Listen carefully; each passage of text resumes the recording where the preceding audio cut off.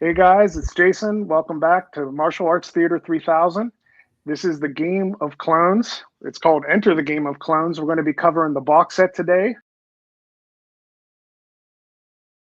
And I have some of my great friends with me here. I'm going to do an introduction. We got Caleb from Caleb's Kung Fu Cinema. How's it going? Of course, Leon from Hong Kong and beyond. Hi, everyone. Johnny, the Fanatical Dragon. Afternoon, all. And Sean from Food for Thought. What's up, everyone? Cool. And we're going to, be covering the Game of Clones. We've been working on this. We had it at 5 weeks. We added an extra week because there's so much content on all of this. And before we begin, we have a special guest. I'm really excited. He's going to have a few words here. Enter the Game of Clones. It's a pretty good title. I want to thank you guys for taking the time to go through this box set, spend a couple hours doing it. This set and all the things it sets out to accomplish have been years and years in the making, and in some cases for me, a lifetime in the making. This is these what we now refer to as Bruceploitation movies, but when I was a kid, it was the Bruce Lee ripoff movies, were how they were the prism in which I began to see action cinema after Bruce Lee, and going to see these films, oftentimes thinking I was going to see a little Bruce Lee. And it was this fascination I developed with it over the years, and as I got older and mature, and looking back on these films, where I began to realize how they, for many of us in the Western world, were how we all started to see action cinema and learn about Bruce Lee. As false as it may be sometimes, this is how we began to learn and work our way through all the myths and legends as they were. So there is a lot going into this, and these films have been unfortunately lost in many cases, beaten up, discarded, and I am now, along with my day job, making movies, trying my best to bring them back to life and provide the necessary context with voices that still exist, thankfully, that can talk about these films and tell us how they were made, why they were made, the passion that went behind them, et cetera, et cetera. So there's a lot to be learned that nobody's really taken the time to ask. I know there's a lot of people that are curious about it out there. So that is what I'm hoping to accomplish with part of my remaining years on this planet. We are going to have a volume 2. We've gone through a number of films that we've managed to either secure the rights to or find elements to. I have about 12 or 13 picked. I don't know if they're all going to be in volume 2 or not. There's a few dependents, but I can tell you there's going to be a couple in there that people are absolutely going to love. And the content, which I'm beginning to shoot next week, as a matter of fact, it will outdo the first one. Let's put it that way. So if you love Bruce Lee, you love Bruce Lee, you love Dragon Lee, you're going to be happy with this. And if you love a few of the others, you're going to be happy as well. So anyways, thanks for talking about this, guys. I hope you have a great talk. I will be listening. And I'll see you in the next volume. All right. Thank you, Michael. I appreciate that. Thank you.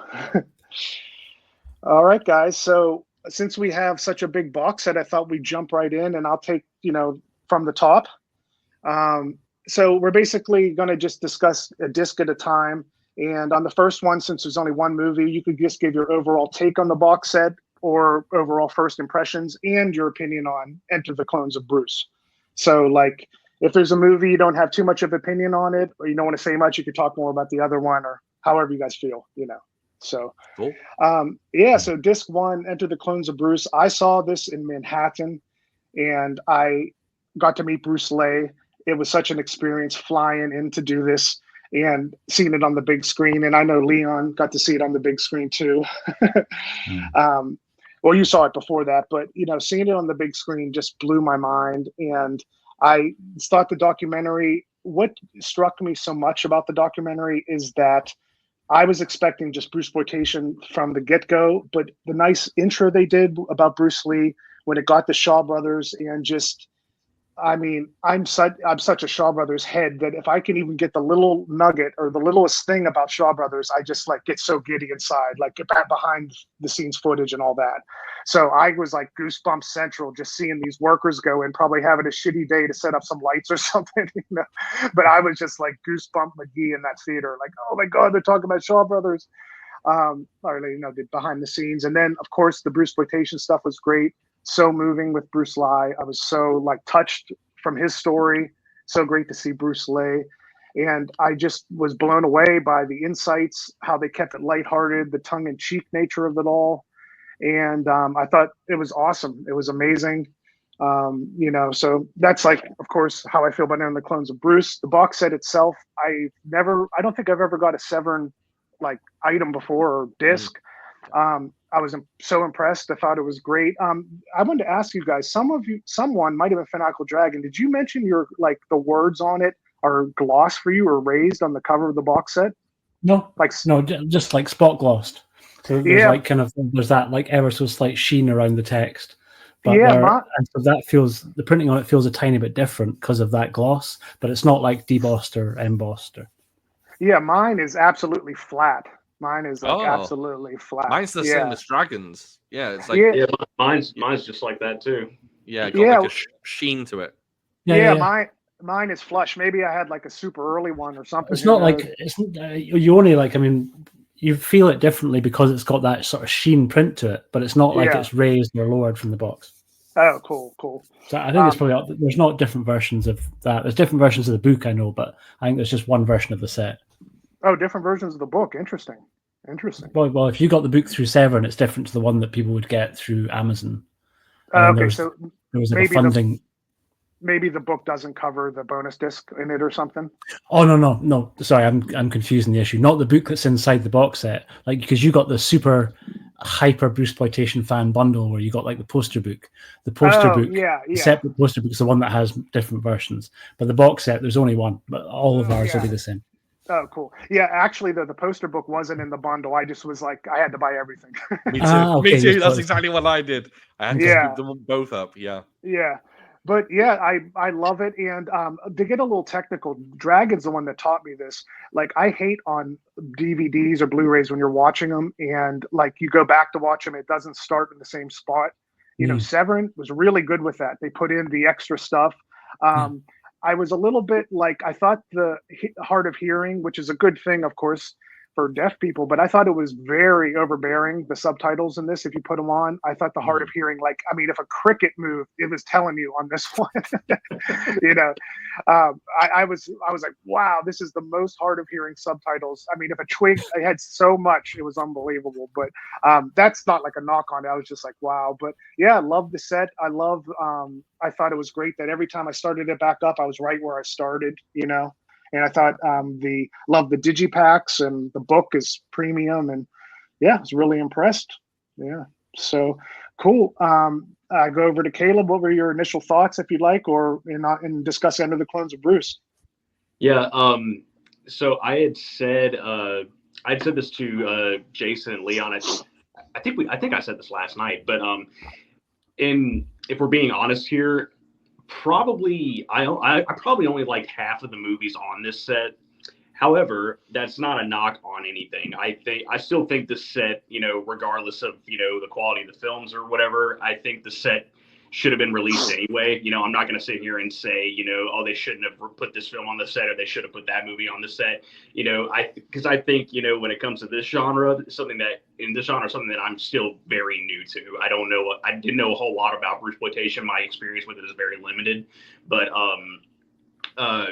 you know, I think they need to show like both the best and the worst of the genre. Like, don't just put the best movies out there. Don't just put the worst movies out there. So I'm really glad that the set is out here. Even if probably half the movies I wasn't that big a fan of. So yeah, I'm just like really glad that I got it, you know, because again, my experience with Bruceploitation very limited. So I'm learning all of it now with this set and everything. So yeah, I'm honestly thrilled that I got it and that it's out. It's really exciting. As far as the Enter the Clones of Bruce documentary goes, I will say it was eye-opening. very eye opening. Bruce Lee, oh man, like Jason said earlier, his story is very gripping. I really love Bruce Lee's segments in there. Bruce Lee, Dragon Lee, really cool to see those guys. Bruce Lee is probably my favorite. Like, I know I've said that to Jason before. Again, even with my limited experience, I still probably say Bruce Lee was my favorite. But even now, he's still probably my favorite. I loved watching him. He's so much fun. With the exception of one thing, we'll get to it. But yeah, I think the set's really great. Enter the Clones of Bruce, I think it's probably the best movie on the set. I know that's a documentary though. You know, if we're not going to include the documentary in like the best movie conversation, you know, then I don't really know what I would say the best one is. But if we're going to include that, yeah, this is the best thing about the set. Yeah, like just a quick add-on. I feel like it's kind of like the centerpiece to it. So if you have like bad movies on it, it kind of anchors them because you learn about it. You learn about some are going to be so bottom of the barrel that it gives them you look at them, there's more interest to it, and you have more of a like critical eye on it that you can respect it versus like trying to see if it's like a Academy Award winning. I can't even say that word for some of these, you know, as a joke because they're so far from that. But yeah, I think the documentary anchors a lot of it, kind of gives you the perspective, you know. Yeah. To the book. Cool. Leon, first impressions or overall take on the box and Enter the Clones of Bruce? Well, the box, I think it's a very lovely item to have. And the documentary, Enter the Clones of Bruce, it just, it's the best documentary I think I've seen for me since The Best of the Martial Arts. And that thing I used to watch over and over and over again. And I could quite easily do the same with this one. And seeing it on the big screen was absolutely beautiful. I was a little disappointed when I went to see it that there wasn't a bigger audience there. I think more people will go for just the films. And I thought, well, you're missing out here because, you know, it was rather spectacularly put together, and everybody that they got for the documentary, all the interviews, just the way they edited the whole thing. Like you say, the little bit with the Shaw brothers, and then having Philip Coe and Mars, hearing them converse and reflect on the past. Yeah, just beautiful. And I'm sure it's one that I will return to many, many times. Cool. Sean? Yeah, I think it's a great time to be alive as a Bruceploitation fan. The fact that I can hold this in my hands is crazy. I mean, years ago, I wouldn't have even dreamed of anything like this getting released. And it's nuts. And I mean, if I point there to have Bruce Lee's autograph on a poster, it's like almost like it's not real. I think the documentary is fantastic. I mean, there's something about the Bruceploitation actors that they seem almost mythical because they never had any personalities outside of them trying to be Bruce. So hearing them actually talk and discuss their stories, it was so unique and so interesting. And I was lucky enough to get a review copy of the documentary, so I actually saw it quite early. And I was desperate to discuss it with people. I was just waiting for everyone to see it. And yeah, I mean, now obviously I'm here with you guys and able to discuss it. But I think there's something wonderful about it in that I think Bruceploitation fans are completely, you know, enamored by it. But I also like the idea that some people that aren't fan of Bruceploitation started picking it up just to check it out, just to see what it's like. And some people are finding Bruceploitation and really enjoying it. If we can talk about, are we doing a separate segment for special features, or shall I talk about them a little bit now? No, on each disc you can throw it in. Yeah, go ahead. Yeah, so the special features on the Enter the Game of Clones documentary, I loved. This isn't directly related to Bruce. Well, it is in a way, but it's not the Bruceploitation that I enjoyed people talking about. It was how Philip Coe and Lo Meng would talk about Shaw Brothers and how Lau Gar Lung seemed to be everyone's hero, like Lau Gar Lung or Chang Che, right? They seem to be everyone's hero and just so far above everyone else. So hearing them talk about that, I mean, I can sit down and listen to the about the industry forever, but hearing them talk with such like joy and such respect in their heart about these people, it's just fantastic. And I have to say, I do not like special features where people go to locations and go, hey, this is where Drunken Master was filmed. Yeah. This one is fantastic. Frank Jank has such a personality, and he is so smart and knowledgeable on these things that I absolutely loved it, which is a complete rarity for me. Yeah, I forgot to mention those. I think the special features on this disc are the best on the set, in my opinion. Yeah. Mm-hmm. And them showing Bruce's house and the Shaw Brothers studio. And I mean, I'm sure the Shaw Brothers studio is gone, or that Shaw house, because I think they filmed in like 2017 or something. But yeah, I was moved to a lot of that. They did such a good job. It was really the quality of it, even if it was a handheld, everything was so HD and awesome, impressive. Yeah. Cool. Yeah, I meant to throw that in there too. I forgot about the little location tour that they did. That's probably my favorite feature on. Actually, no, I take that back. My favorite feature or special feature is the one about the movie theaters in Chinatown. But we'll dive into that a little bit more. But cool. I really did love this one too. Yeah. Cool. Dragon, first impressions on the box and Enter the Clones. I think you can almost think of the box set as being like the best box set for a documentary. Like, I almost view all the films as special features of the documentary feature. Like, there's no surprise that it's on disc 1, right? I think that sets the tone for everything that follows.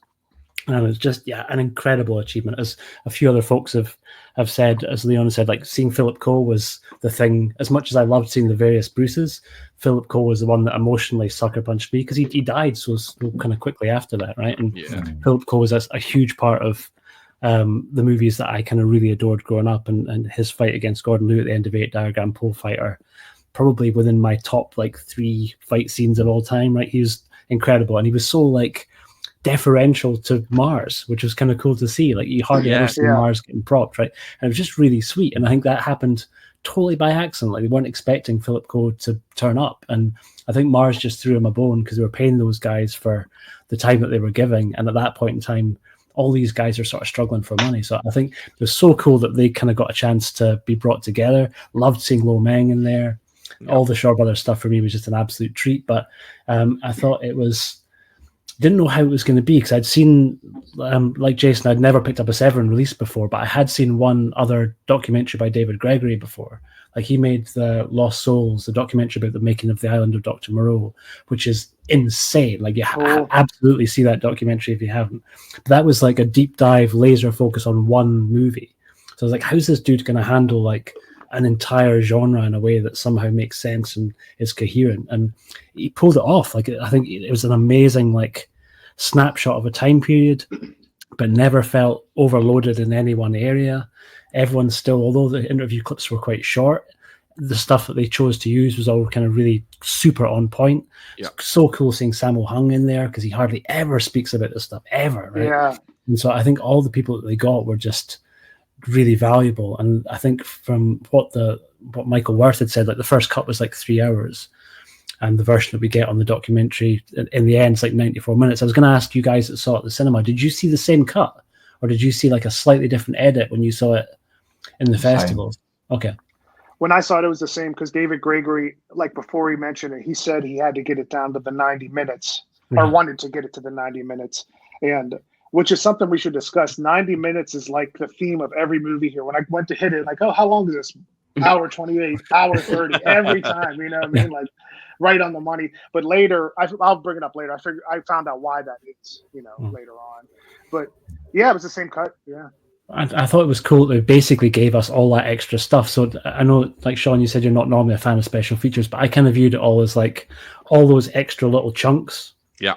Were what would have been a part of that kind of full, proper experience from seeing the whole documentary. If you were just watching every stitch of footage that they shot, loved the separate little Shaw Brothers feature, really liked Frank's location feature, but the one that sort of surprisingly I found the most eye-opening was the one on film restoration, where they took Lisa Nam back to the film archive in Taiwan. That was fantastic, right? And more Godfrey Ho in any situation is always a good thing. I could listen to that dude speak all day, every day. He's just a total joy. Anytime he showed up, it's just so fucking cool when you saw him stoking about with his wee backpack. I hope I'm that cool when I'm in my 70s, with that much energy. Yeah, that dude's a legend, right? That's an interesting thing about Godfrey Ho, though. He was at one point he was a co-director to Chang-Che, and yet nowadays he's known as that director that made those terrible ninja films. At one point, he was with the greatest Hong Kong director, of that era. Well, other than Lau Kar-leung, and now he's just like, oh, this ninja dude. Like he's known for cut and paste films. It's very interesting. Right, or he's known for people like putting his name on at the last minute too, on stuff that's not even related. Yeah. But I think that's because, like, have you guys got the Ninja Terminator set? Yes. So weirdly, it's like a good companion to this, right? So there's a couple of really good Godfrey Ho interviews that Arne Venema did, and he sort of speaks about how that sort of came about. But that's a separate conversation for a separate video. But I think like the two weirdly go really nicely together. I'm kind of it's cool that they kind of came out in the same year. I think it's sold out now, that set, isn't it? Yeah. But I think they'll re-release it. They'll re-release it just without the separate kind of movie that they lifted the footage from. And that one doesn't have any extra features on it. So if you wait a couple of months and get the single release, it'll be cheaper and it'll be easier to get, and it won't be a limited edition. So it'll come around again. But yeah, no, I thought that the documentary is the absolute shining star of the box set for me, and that allowed me to like be a lot more forgiving with the movies that I maybe didn't enjoy quite so much, and in a couple of instances just flat out did not like at all. Looking at you, Cameron Connection, but we'll get there in time. Cool. All right, so we're going on to disc 2 here. I can be a chatty Cathy, self-admittedly, so I'm going to try to skip through a little more. Or all of us can do. That's why we all have channels.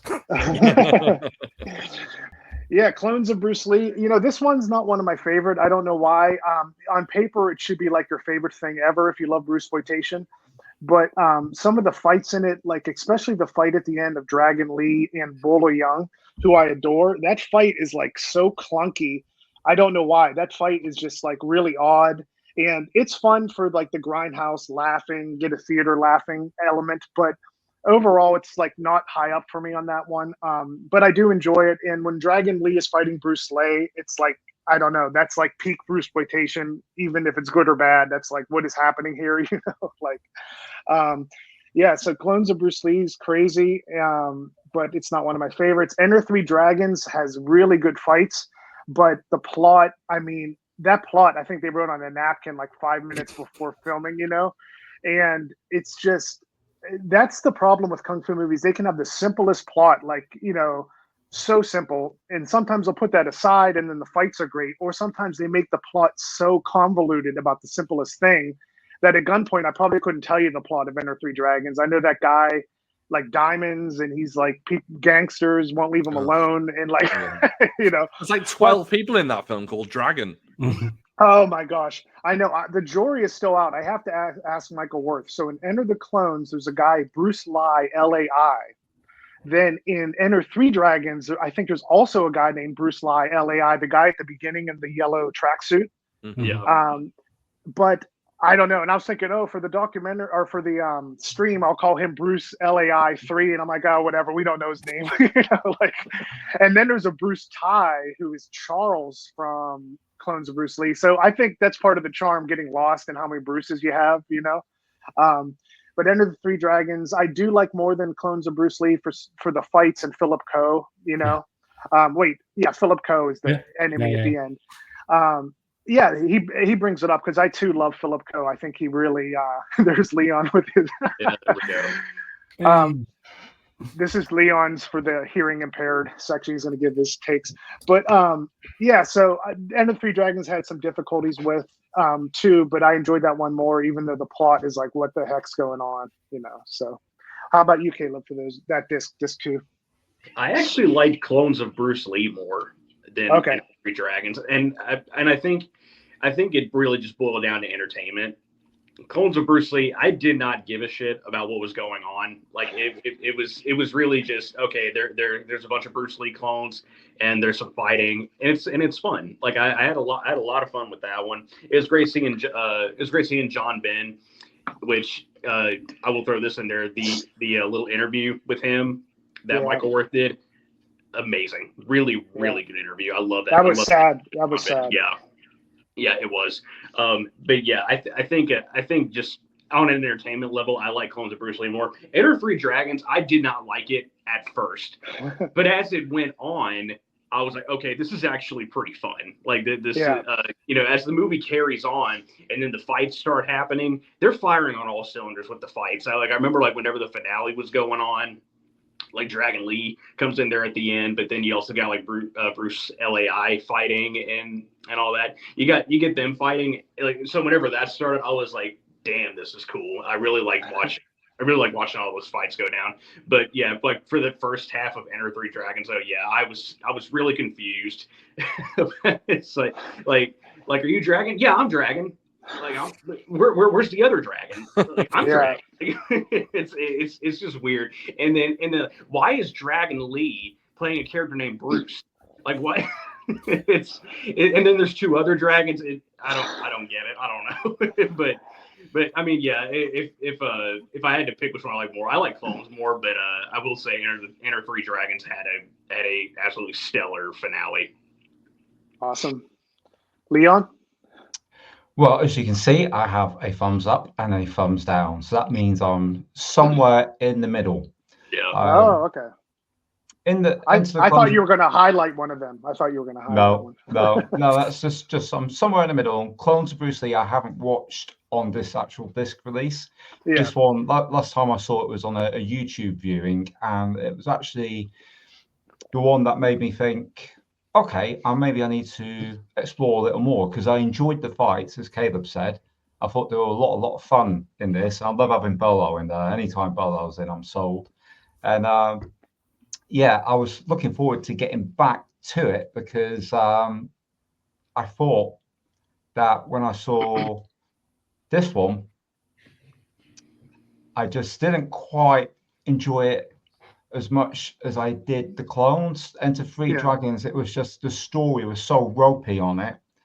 And there was, with the fight scenes, although some of them were good, they felt of really varying quality between the performers to me. Yeah. And yeah, I just, again, I'm somewhere in between. There was some really good stuff that I did enjoy. But from memory, I'd say I'd have to give it to Clones, but it's very narrow. I need to watch it again before I can make a full decision on this. But yeah, in between, oh yeah, full disclaimer as well, I haven't done any of the extras. Between solid watching the films and therapy sessions, I just didn't have time.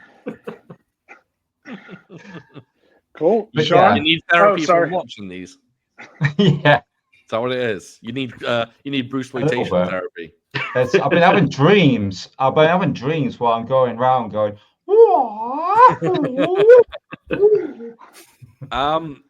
yeah, for me, I'm kind of gonna go in a different direction. I think this is other than the documentary, this is my favorite disc on the set, personally.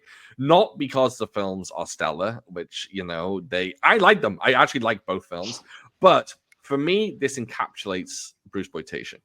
You've got all the clones popping up. You've got Bolo, which is, you know, perfect. You got Philip Coe popping up. I just think it completely encapsulates everything you want from Bruceploitation. So I really, really like the disc. I actually put Enter Three Dragons above the Clones of Bruce Lee, but I think kicking off the set after the documentary with Clones of Bruce Lee is perfect. I think that's a great, great move. If someone's watching this disc by disc, which I think most people do, I think that's just a perfect kickoff film. It's insane. It's got everyone in it, and it's just for me, it's a joy to watch because it has the essence of Bruceploitation. Enter Three Dragons, the mental plot is kind of cast aside for me, and I just enjoyed it. It's an absolute fight fest, and for a Kung Fu cinema fan, that's what I love. Fights from start to finish, and to be honest, I don't mind the fight choreography in either one. I know the Clones is a bit clunky. I will agree with Jason. It's pretty clunky, but I don't know. There's something about it that I do actually like. But maybe that's because I know the Clones are generally clunky in a lot of films. So maybe I'm just more forgiving. But yeah, I enjoyed this disc. I thought it was pretty solid. Cool. All right, Dragon. I'm kind of in the middle, not quite to the dizzying highs that it was for Sean, but certainly not. I can really enjoy both. I think, like Caleb, probably Clones is the one that I will more likely go back to and watch as a complete movie. The Three Dragons, I'd probably jump to the end and watch the Philip Cole fight rather than suffering through trying to work out. Although I think there's maybe kind of more sort of quotable fun in that movie because the dub's so insane and some of the absolute screamed lines are pretty entertaining, particularly from Dragon Lee. I think I dig the storyline in Clones. As weird as it is, the Bruceploitation movies that I generally like the most are the ones that don't just try and, I don't really like the biopics anything like as much as I like the crazier entries, right? When they try and do their own thing and when they sort of try and at least sort of be a little bit fresh with the sort of stories, because we never got to see, like, the real Bruce Lee never really got to make any sort of science fiction movie, right? He wasn't around long enough for his career to descend into that, or ascend, depending on how you wanted it, into those sort of areas, right? So he never got a chance to diversify his brand that way. So I kind of dig it when Bruceploitation basically just shamelessly jumped into whatever else was popular at the time. So I kind of like the sort of campy sci-fi element of how they go about doing the clones, and just the fact they call them Bruce 1, 2, and 3 kind of tickles me. And I dig it. So I think between the two, and for Chang-Do as well, it's always cool seeing Chang-Do, another Shaw Brothers veteran, and he was really funny, right? He's kind of got a sort of twinkle in his eye in Clones that was really cool, because sometimes he was just straight villain in a lot of Shaw's movies, and in the Bruceploitation stuff, you kind of got to like just enjoy himself a little bit more, I think. So I really enjoyed him in this, training up our various clones, and Bo was cool fun to see too. But yeah, Chang-Do was probably the MVP for me from that first movie, even more than the clones, right? I loved seeing him. And then special features wise, I think I did check out the John T. Benn interview. That was on the Clones disc, wasn't it? Yeah. And that was pretty good. It's kind of, and I haven't gone through the commentary, but I think his brother's on the commentary track, which I will dive into at some point. So yeah, first disc, solid stuff. Top above tier. Cool. Yeah, my one thing I wanted to add is, I almost said Fanatical Dragon. Dragon Lee, he always was like the one I didn't watch as much, and he always felt like in these movies like a peripheral character, because they filmed him in I think it was filmed in Korea on one of them, and they did the rest in Hong Kong or at different times.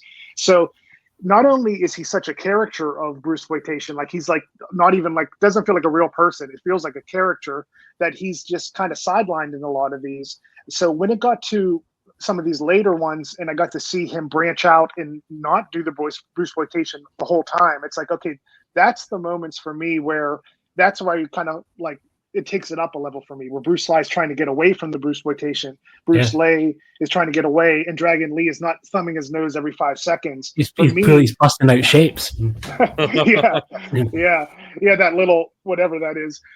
But like that, for me, that's the magic of Bruceploitation. Them trying to break out from it. That's the real story here. You know what I mean? And that's All right. So jumping on to disc 3. I hope I don't lose the number here. Yeah, disc 3. Enter the Game of Death is like a childhood favorite for me, and I absolutely love it. It's so ridiculous. I swear the plot of that movie is 2 minutes long, and it's just a gonzo movie of fight scenes, and they're good. It falls into the problem of kung fu movies. I think sometimes they'll say, "Oh, you're a great villain, so we're going to have you fight 3 times because we don't have enough guys," or something. He fights Bowler like 4 times in that movie. So, and playing different characters too, Ken, isn't he? Doesn't Bowler play like 2 different people in it? I thought what it was is he is Japanese and he's pretending he's Chinese, but that so at the end he says, "Oh, you guys thought I was." Oh wait, I think I got it wrong. He says, "You thought I was Chinese, but I'm really Japanese." I don't know. It is confusing. It is confusing. I think he was actually Japanese, just like disguised as a Chinese, like in the movie. Yeah, and then for Goodbye Bruce Lee, that one hurts me a little bit because I'm such a Bruce Lee fan. And I'm always like saying how great he is. And this one, it's his period before 1977 where he's not as good. He didn't find his footing. It's very important, as like the first Bruceploitation film, more or less. And I like to see the growth of Bruce Lee, because man, he's heavy-footed. His acting, it's like, you know, like when the acting gets real bad is when it actually shows the person, and then like, you know, when you're doing like a childhood movie, like a good movie, like it starts and you're already like saying what you're going to be saying. On these movies, it goes to the guy, you can almost see action, and then they sit there and then it goes, you know. It's like, I see a lot of that happening in some of these. And I guess part of it, what it is I want to like scream to the world how great Bruce Lee is. And when his showings weren't as good on here, it's like, oh, people are going to think he's horrible in some of this, but I think it's part of the story, you know, it's part of the story. So I was a little bummed to see like not as much of his later stuff, but I think it's good to see this movie as like to see his growth. And yeah, not too much to say on that. I do think it's important to note, if you missed the special features on this, this is the American version. And so the American version just makes no sense. He has a Tower of Death in his town, whatever that means. And in the international version, if you watch the special features, he is sat down in a movie theater and told, you're going to be the successor to Bruce Lee. Here's his footage of Game of Death. And then it cuts to him, I guess, going up to Pagoda. But if you watch it as a special feature, you don't realize that this is supposed to be a movie within a movie. Yeah. It's very confusing. I don't know if I like it better with that in it, because I think that threw reviewers and the crowds. I think that like they didn't know what the heck was going on, because it never went back to the theater saying, oh, what do you think about this? So that's a good thing to point out. I think it's hysterical that they talk about the Tower of Death like it's like a McDonald's down the street, you know. You know. But yeah, so that's my take on that one. How about you, Caleb? Yeah. So I had watched Enter the Game of Death about a year ago, I think. Yeah, it was about a year ago, because I was just really curious about that one, and even and like watching it again on the set, I love it more now than I did the first time I saw it. First time I saw it, I was like, it's fine, it's decent. But when I watch it now, I don't know. I think after watching like a couple more Bruceploitation films before that, and watching the documentary, my appreciation for it grew. And so when I revisited Enter the Game of Death, I was like, okay, yeah, this movie is incredible. Like I really love it. I love the tower sequence. I love how long the tower sequence is. There's so much going on. He fights so many different people. I still hate the snake part. I still hate that. I hated it then. I hate it now, because I just don't like snakes. But and then it's just the animal cruelty. I can't deal with it. But yeah, I love the movie even more now. If there's one gripe I have about the movie, it is that towards the end, whenever like after they get out of the tower and then there's like the chase going on and stuff like that, a lot of the fight scenes are slowed down, you know. So like the choreography, it just like really drags it out, like with certain moves, and it's like, and I was thinking like, okay, why do they have to slow it down so much? Because there's just it's yeah, I didn't like that part. That's just like the one gripe I have about it, is that it's just too a lot of parts of the finale are too slow. But other than that, Enter the Game of Death, I love it. One of my favorite movies on this set. Goodbye Bruce Lee was disappointing. Yeah. Yeah, and you know, and Jason and I have had a lot of conversations like throughout the weeks about the set, and we talked a lot about Bruce Lee, because you know I had said before Bruce Lee is probably my favorite right now. But you know, but he, you know, Jason of course has stressed to me, you know, you got to see more of what Bruce Lee did afterwards, because this set is not it is probably not the best example of Bruce Lee. It's a lot of his like really early stuff. And so when I watched Goodbye Bruce Lee, yeah, I didn't really know what to expect. And so, yeah, I was really disappointed. This is neither here or there, but Bruce Lee's hair in that movie is very strange. I don't know if that was a wig or not in Goodbye Bruce Lee. It looked like a very poorly done bowl cut, like when I was 10 years old. But there is another one with a wig. Yes. Yeah, right there. There's another one coming up with it. Is definitely a wig. I think that's just a, yeah. You know, yeah. Yeah, I don't know if it's his real hair or not in Goodbye Bruce Lee. It looks, I don't know. But anyway, it's neither here or there. But I mean, I think the tower sequence was fine with him going up. I'm glad, and also kind of ashamed at the same time, that I've watched the deleted scene where Bruce Lee fights the boxer with the Muhammad Ali like type guy. I think it's the dub, because the way they dub his voice in that scene is really weird. It's very. It is so far off from what he's saying. It is so far off. Yeah. Like, come on, man, let's fight. Yeah, that's kind of what he sounded like. But yeah. Anyway, overall, yeah, that movie was just kind of disappointing. I was not a huge fan of it, but I'm so glad for the experience. I'm glad I got to check it out. Awesome, Leon. Okay, would anybody like to hazard a guess at the thumb situation for the first one? I'm going to get thumbs up. Oh, thumbs down. Ouch. I had high hopes for this because I'd heard a lot of good about it, and I was watching it in utter disbelief. I was like, what the hell? The amount of times that the thumb across the nose, it was like an annoying tick. And I have to say, I'm clearly worked out now. I'm definitely a lie and not a lay fan. I found this one painful, but the saving grace for me in this, even though I'll give it a thumbs down, was that we had one really good fight scene with Bolo in it, and I thought that's the best I've seen Bolo ever look.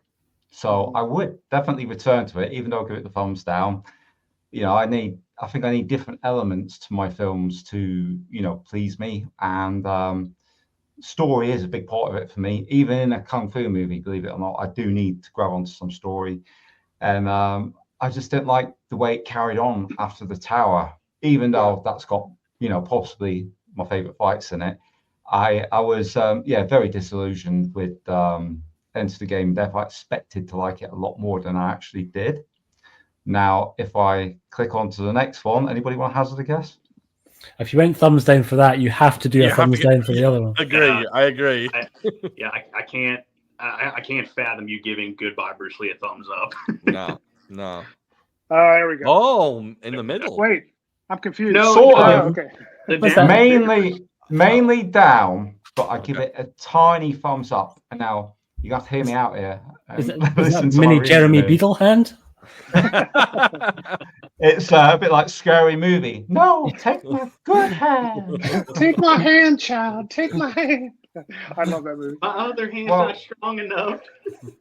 When it started off, and we got the King of Kung Fu song, which I've just got to shout out to that. I love that song by Candy. Me too. Yeah, absolutely fantastic. And I didn't realize being a King of Kung Fu had much to do with gymnastics till this film started, which was, quite an eye opener. Yeah. And I was lost then, but then we got into the film, and there was a little bit of storytelling to please Leon. That was okay. And there's some fight scenes before we get to the tower, yeah, and all that stuff. I was kind of digging. I thought, I quite like this. This is Bruce Lee. I like it. It's okay. What's everybody dislike on this one? And then you get to the tower, and all of a sudden I had this overwhelming feeling like I was watching a Jerry Anderson directed film. I'm like, what the hell? I never seen Bruce Lee look so much like a Thunderbird puppet. Oh yeah, he does the rock sock'em robots like going across. Yeah, and the bit where he's disappearing behind the guy with the sword and popping up, and I was like, oh no, please don't do it. And it hurt me, but there was something, despite how bad that was, there was like I don't know, the concept of it I kind of liked, and I thought, you know what, I will probably return to this because there's a couple of bits, like there's overhead shots when he's fighting in a couple of scenes that I really liked, and I think I liked what they were trying to do more than I do the finished product. Yeah. So I will go to this again, and I will be very aware of what I'm going to watch. And I know it's a little bit of a stinker, but I do like Lie. And even though that wig is awful, and the suit's a little bit baggy, what's going on, man? Show off your muscles, show off your physique. And but no, this one just pinched it out the two for me. And I know I'm looking at my subscriber count now. It's going down about 10 at a time. But fair dues, that was just my take on it. So I'll hand over to you, Sean. I am also I've coined this phrase. I am also a lisexual. That's what I'm going to call myself. I am a lisexual gentleman. Can we show him? Yep. Big fan of Lie. These films, firstly, I appreciate them putting these two together because obviously it's the game of death concept. I think it works. The first one, I enjoy. I don't think I have anything different to say that's not already been said. I enjoy it. It's a solid film. I will admit, about 2 years ago when I watched it, I didn't care for it. I just actually looked at my Letterboxd account, and I think I gave it 2 stars back then. And I think this time around, I gave it 3 stars. It's just, again, it's just fun. It's just a slice of Bruceploitation fun. There's not, in my eye, there's not really much to hate about it. But it's, it's good stuff. Goodbye, Bruce Lee, however, on the other hand, it takes so long to get going. It's so clunky and it's so slow. And by the time the fights roll around or the tower rolls around, it's kind of like, great, it's here, but I just have to sit through, an hour of bullshit to get here. And I just felt tired by the end of it. It's fine. It's, it's not one I'll go and rewatch. I can't see that happening. I will say about one of the special features, these pop up on a number of discs. I really appreciate the round tables that they have. Yes. Yeah. They're short and sweet, but it's so much fun just watching people that love Kung Fu cinema talk about Kung Fu cinema or Bruceploitation or Bruce Lee, whatever it is. It's just fun to see people just chat about it like I would want to chat about it. And that's a good time. I really appreciate those popping up on the discs. But this is not the best disc for me. It's kind of in the middle. I'll return to one of the films, but I can't see myself returning to Goodbye, Bruce Lee. I do want to point out real quick that my wife watched pretty much all these movies with me as we were going along, and I can tell you she hated Goodbye Bruce Lee mainly because of the song. I love the song, but she hated hearing it. So it gets stuck in your head though, and it won't go away. Yeah, I remember, maybe we'll sing it at the end. We'll see. They played that song so many times in the movie, and I could see it in her. I could see it in her face that she was not having a good time with that movie. Sorry, Amber. Sorry about that. Dragon. Go. I'd kind of dig both of these. Right, they're not my favorites on the set, but I like them both. Actually, it's hard to confer. For me to kind of put one above the other. Probably Enter the Game of Death, the one that I was more familiar with. I'd kind of had the Vengeance Pack release of that. So I'd seen that pretty recently, looking pretty good. But it was a treat to kind of see it here. I think it looks better on the Severance set than it does on the Vengeance Pack release, if anyone's got that and is worrying about if they should double dip. I loved seeing Lee Hoi-san show up for the first of several appearances that he makes, where clearly they just hired Lee Hoi-san for a day and got him to do like one scene or one fight in the movies that he shows up in. But I thought he was kind of good fun here. The kind of villains, all the different levels that in Enter the Game of Death that he kind of fights his way up are all suitably cartoonish and kind of good fun. And the whole thing kind of feels like there was that trailer that the Vengeance Pack did where they cut it to the music from the video game. And I kind of look almost on it as being like the first sort of proto video game style ascension, because we never. You mean Kung Fu, right? Yeah.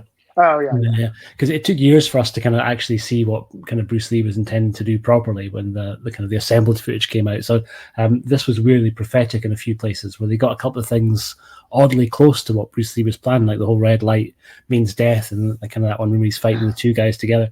And so I kind of enjoy it. I think the pagoda fights look better in Enter the Game of Death, not speaking choreography wise, but just how it's actually been framed and shot. You buy it more as an actual real location, but weirdly it is a real location in the other movie. Kind of once we get to kind of Goodbye Bruce Lee, that is a real pagoda, and it was kind of cool seeing shots from the ground looking up and seeing them fighting on the balcony in the top level, and even a couple of like Bruce like almost getting pushed off the banister, and you kind of get to see it, a camera over his shoulder, and see like they clearly got a couple of people on the ground to walk and said, "Look, show how high up you are." Yeah. Kind of dug that stuff, right? And I think I can always get into any sort of pagoda fight situation. So for me, I kind of enjoyed them both.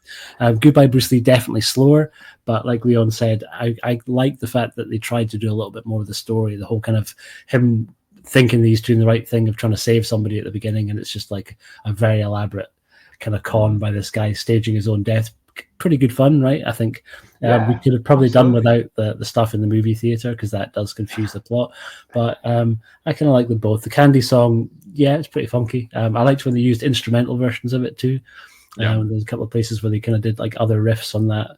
So yeah, I kind of, for me, I think absolutely one of my more favorite discs on the set. I think and one of my more favorite Bruce Lee entries as well. It's not my absolute favorite, but kind of one of the movies of his that I'll probably return to the most. So yeah, I was all in for it. I always love a yellow jumpsuit.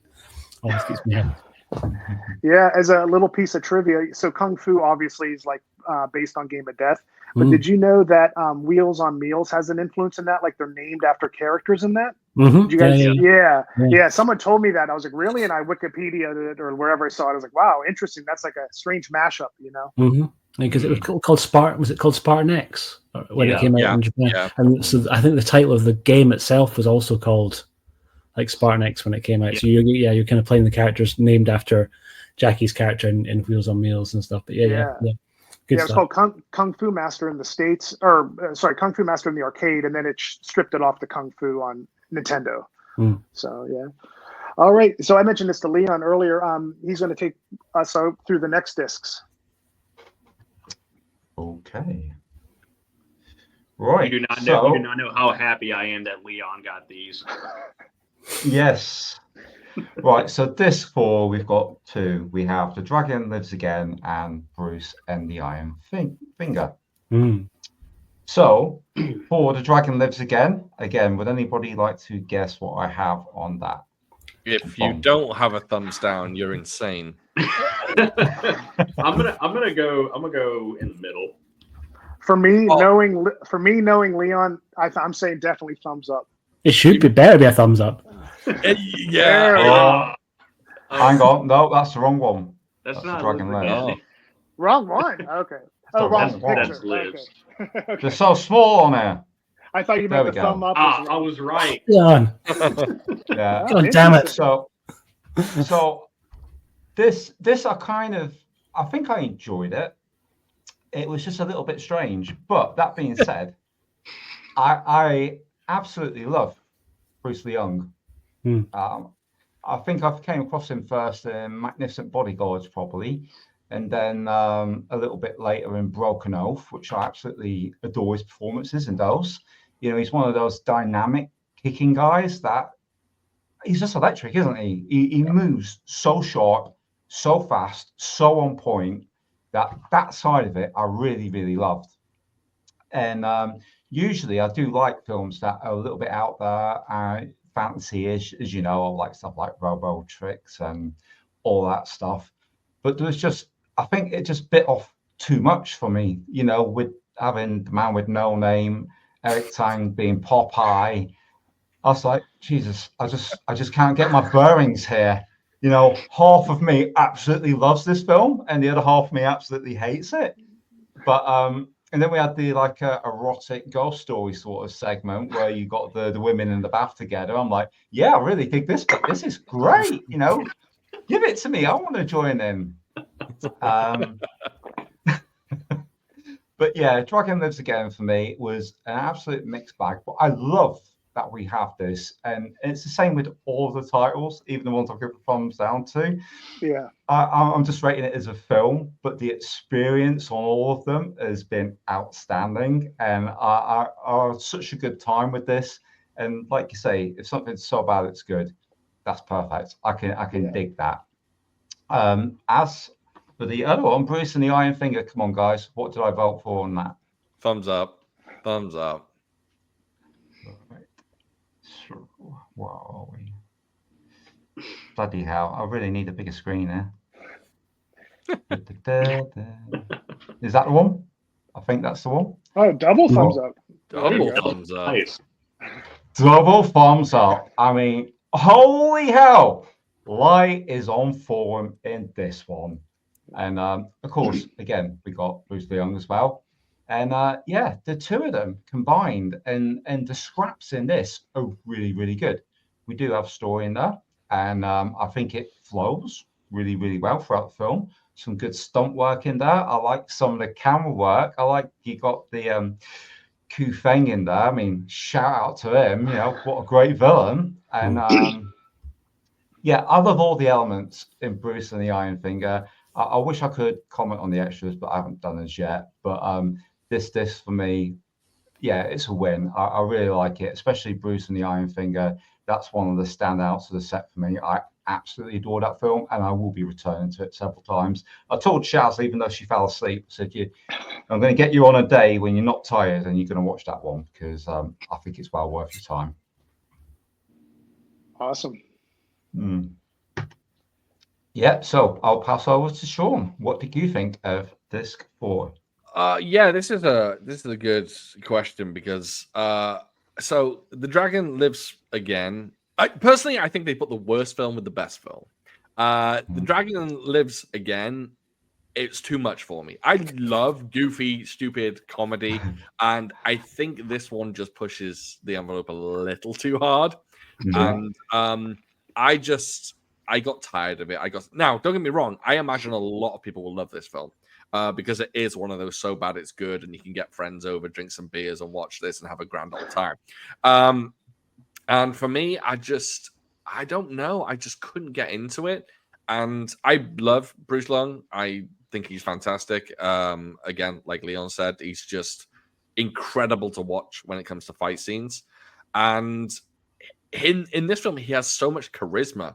And I like that, but it's not enough to win me over. I want to be one of those people that love this film. I really do. I've watched it twice now, and I disliked it both times. And I'm almost ashamed to say I don't like it. But for me, it was the hardest to watch on the set. Oh, wow. Keep in mind, I have not watched Cameron Connection. I started it, but I couldn't. Not that I gave up on it, but I just didn't have the time to watch it. So yeah, I envy you. Yeah. I think I'm one of the. Chill, Caleb. Save it for later. Buddy. Bruce and the Iron Finger, I absolutely love. I have a Blu-ray release, a standalone Bluray release of that. I'm not sure who was that. Pearl River that released that. No, it's not one of the Gold Ninja ones, isn't it? Oh, maybe. Oh, No. They did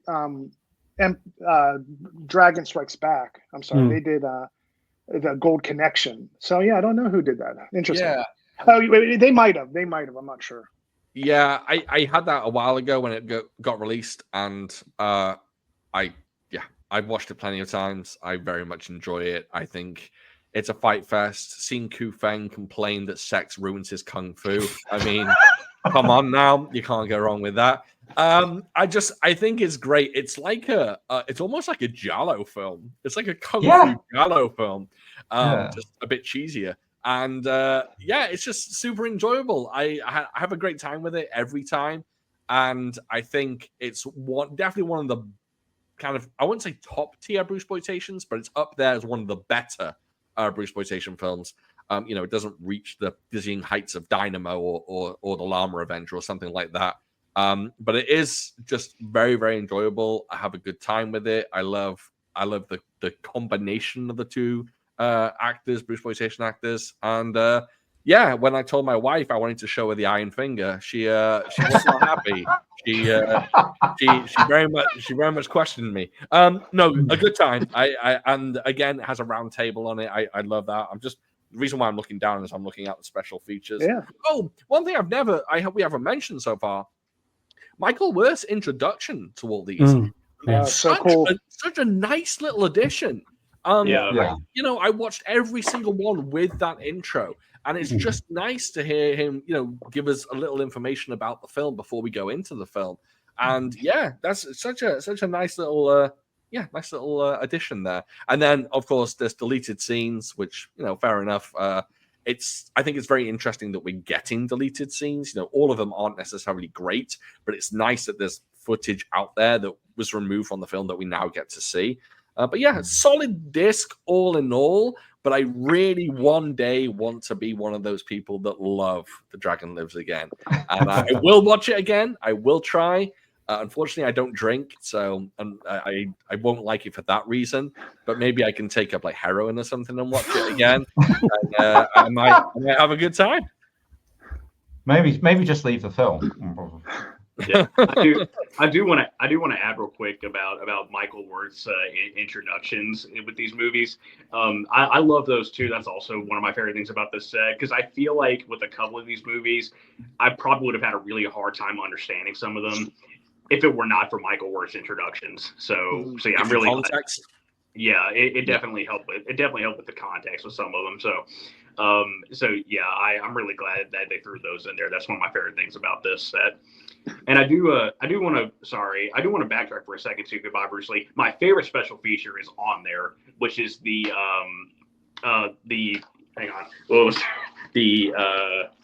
last Kung Fu picture. Last Kung Fu picture show. Yeah, yes. I love that feature. You know, the tour through Chinatown, showing off all the theaters and stuff like that. That's one of my favorite things, you know, and I love hearing Michael Wirth tell his story about like all the theaters he went to. That's like a really great feature. That's like one of those ones that I had the most fun watching.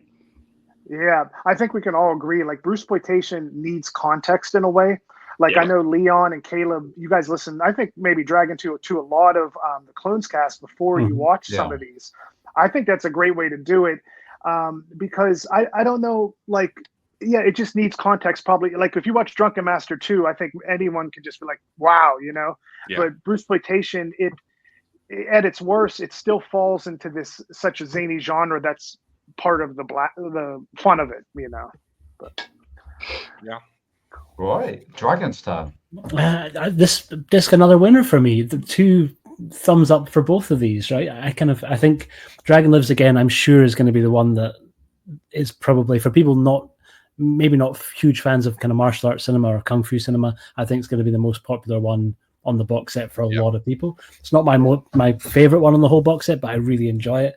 The dub in particular is fantastic here. The whole "Listen, Dracula, your zombies can't help you." Listen, Dracula. A lot of fun. The guy doing the overdub voice for Bruce Lang did a really good job, and goes back to what I was saying earlier, where the ones I really enjoy, the ones that just branch out and do their own thing, and kind of try and deliver something a bit different. So I love the whole concept of basically Bruce in the underworld. And you could just tell who was popular at the time, because that was who he was kind of coming up against. It took me ages to work out the guy who I initially thought was maybe Davy Crockett, then realized was meant to be Kane from Kung Fu, right? Yeah. One of his sort of semi-allies. But yeah, and I really dug it. I think it had a almost Super Inframan-esque quality. It's not as good as Super Inframan, but it had that sort of vibe to it that I kind of dug on. And really kind of good fun seeing Bruce Liang just having a good time. The second film, arguably one of the absolute kind of flat out best movies on the whole set, right? And again, that whole thing of getting to see a kind of a Bruce Lee-esque character in a sort of genre that we never got to see before. And here we kind of get a murder mystery, and it was so kind of cool seeing a kind of police procedural, right? And the difference in Bruce Lee's performance from the disc before to this is night and day. Really, really goodness. Again, we get Lee Hoi-san back for one day's filming, rocking a white shirt, white hat combo that I fucking loved. He looks really, really cool in the kind of in the sort of scrapyard, and so much of this could be sorted out so much more easily for him, because his instinct told him like that Ku Feng was probably the guy about 20 times before he actually confronted Ku Feng. And he had this little bracelet that he kept showing to people and being like, that was his sort of reason for whether or not to like throw down with people. It's like, God, come on, you're not a great police detective, but I'm all in. I'm enjoying watching him try and work his way through things. Going undercover at the Kung Fu school was pretty good fun too. But yeah, I absolutely love this. And Ku Feng is such a treat. Again, another Shaw's veteran that was in so many movies. And here you kind of got a chance to do a little bit more than Shaw's ever sometimes gave him the chance to do. They certainly never got to sort of see him play a sexually frustrated kind of like Madman. Yeah, essentially, yeah. And the kind of black sort of kind of face covering that he kind of used when he went out was pretty cool to see too. I just thought the whole thing worked really well. So yeah, definitely, I think Iron Finger my favorite film of the two. But I really enjoyed The Dragon Lives as well. I think both of these are kind of really good, solid entries. One of my more, I think the discs that I'll probably return to more again. There's certain discs I know I'm probably never going to put into my player again. Cameron Connection. We'll get there in a second. But yeah, no, I really enjoyed them both. And special features wise, echo what Caleb said, that kind of last Kung Fu picture show extra, is that what it's called? Yeah, the last, was really cool, right? And I think kind of really interesting to see it, though a little bit tinged with sadness when you kind of see how sad San Francisco's kind of looking now, right? Towards the end. But yeah, no, kind of just a really nice, well thought out. All of Michael Worth's little short films, because I think it's dismissive in a way to call them just featurettes, right? I think he did a good job of trying to do something a little bit different. He clearly doesn't like doing people just sitting talking straight to camera for the whole thing, so he tries to kind of find more interesting, more creative ways to deliver it. So yeah, I thought that was great too. I haven't checked out the commentaries yet, but I definitely will for these. Cool. Excellent. Go Jace. Yeah, so Dragon Lives again. Going into it when it started, a lot of these, like when I moved to LA, I went to Tarantino's theater. I brought that up a lot. That's almost like my in American Pie, that girl keeps saying, one time at band camp, that's like my band camp a little bit.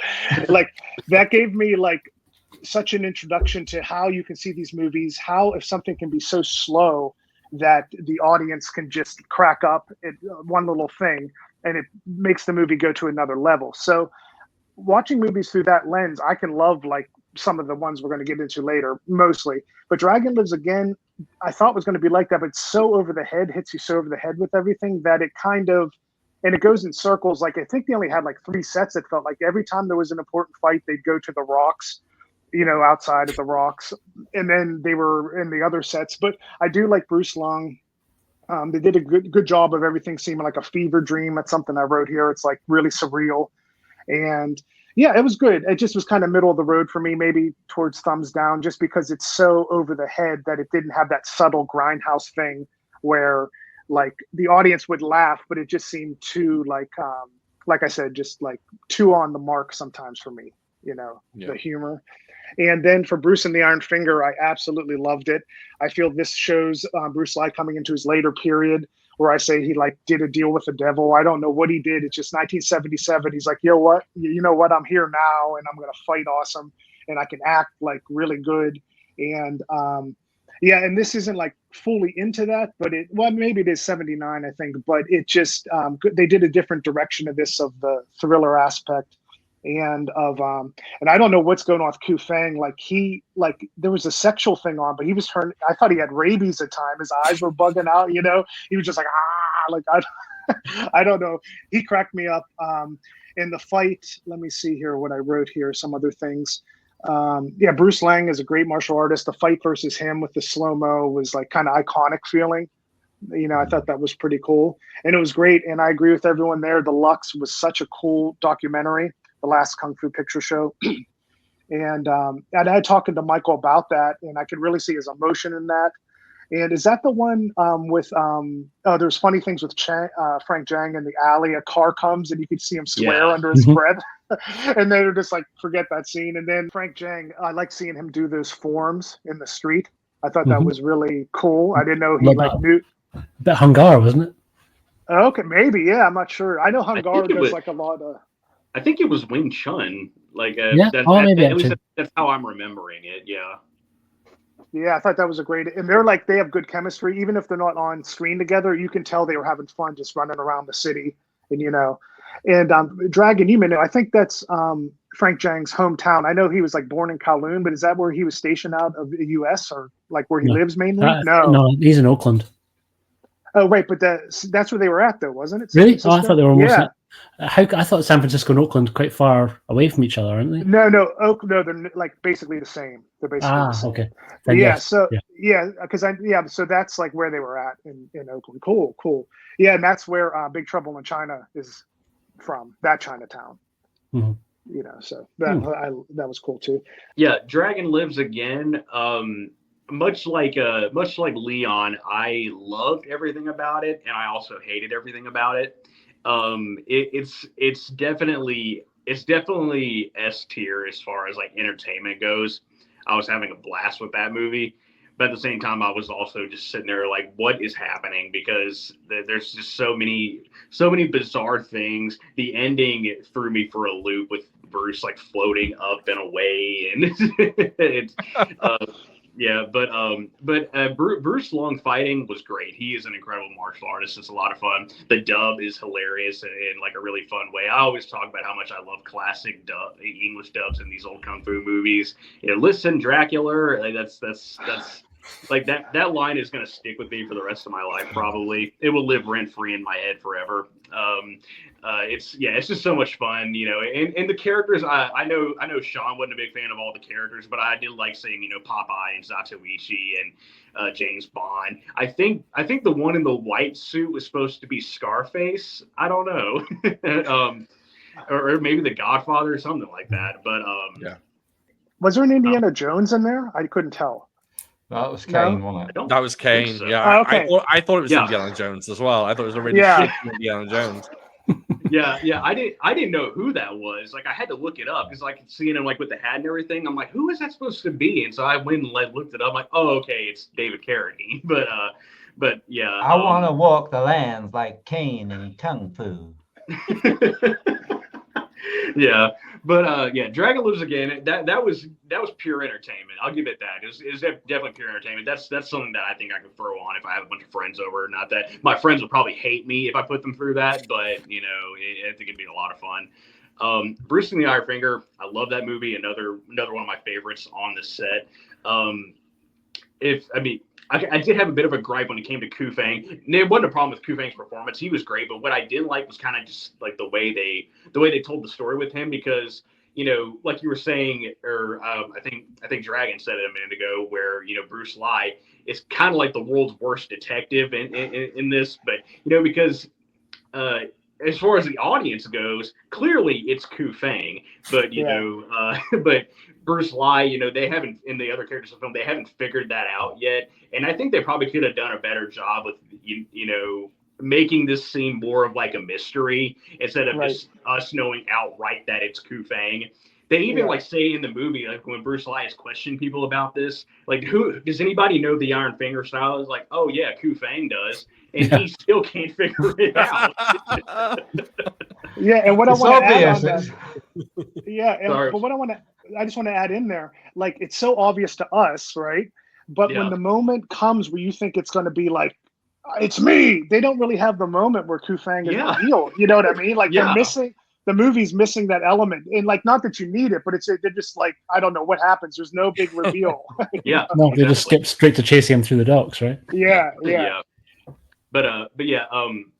I will also add in here that Bruce Lee, huge step up in performance. Like whenever Jason was like stressing to me how Bruce Lee improved so much after like Goodbye Bruce Lee and stuff like that, because Goodbye Bruce Lee I was super disappointed with, and when I watched Iron Finger, I was like, okay, now I get it.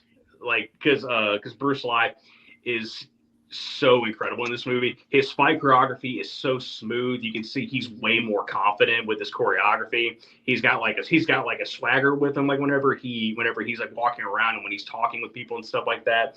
And honestly, I think I didn't even really see this movie as Bruceploitation. I didn't think the mannerisms were really there. Bruce Lee just looks like Bruce Lee. It's just a movie with a guy who kind of looks like Bruce Lee. I didn't even really see this as Bruceploitation.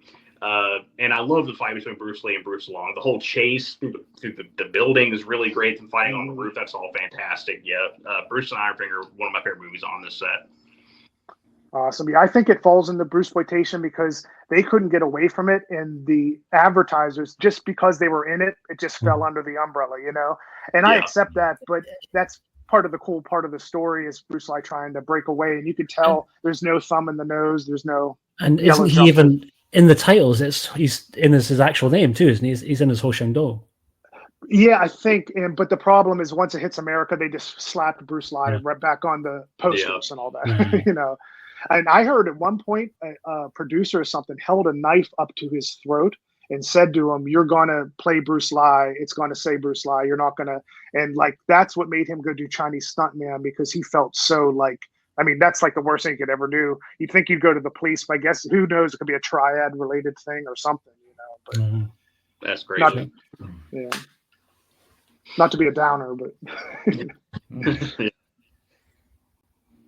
right. So we move on to disc 5 now, and the first one, the Challenge of the Tiger.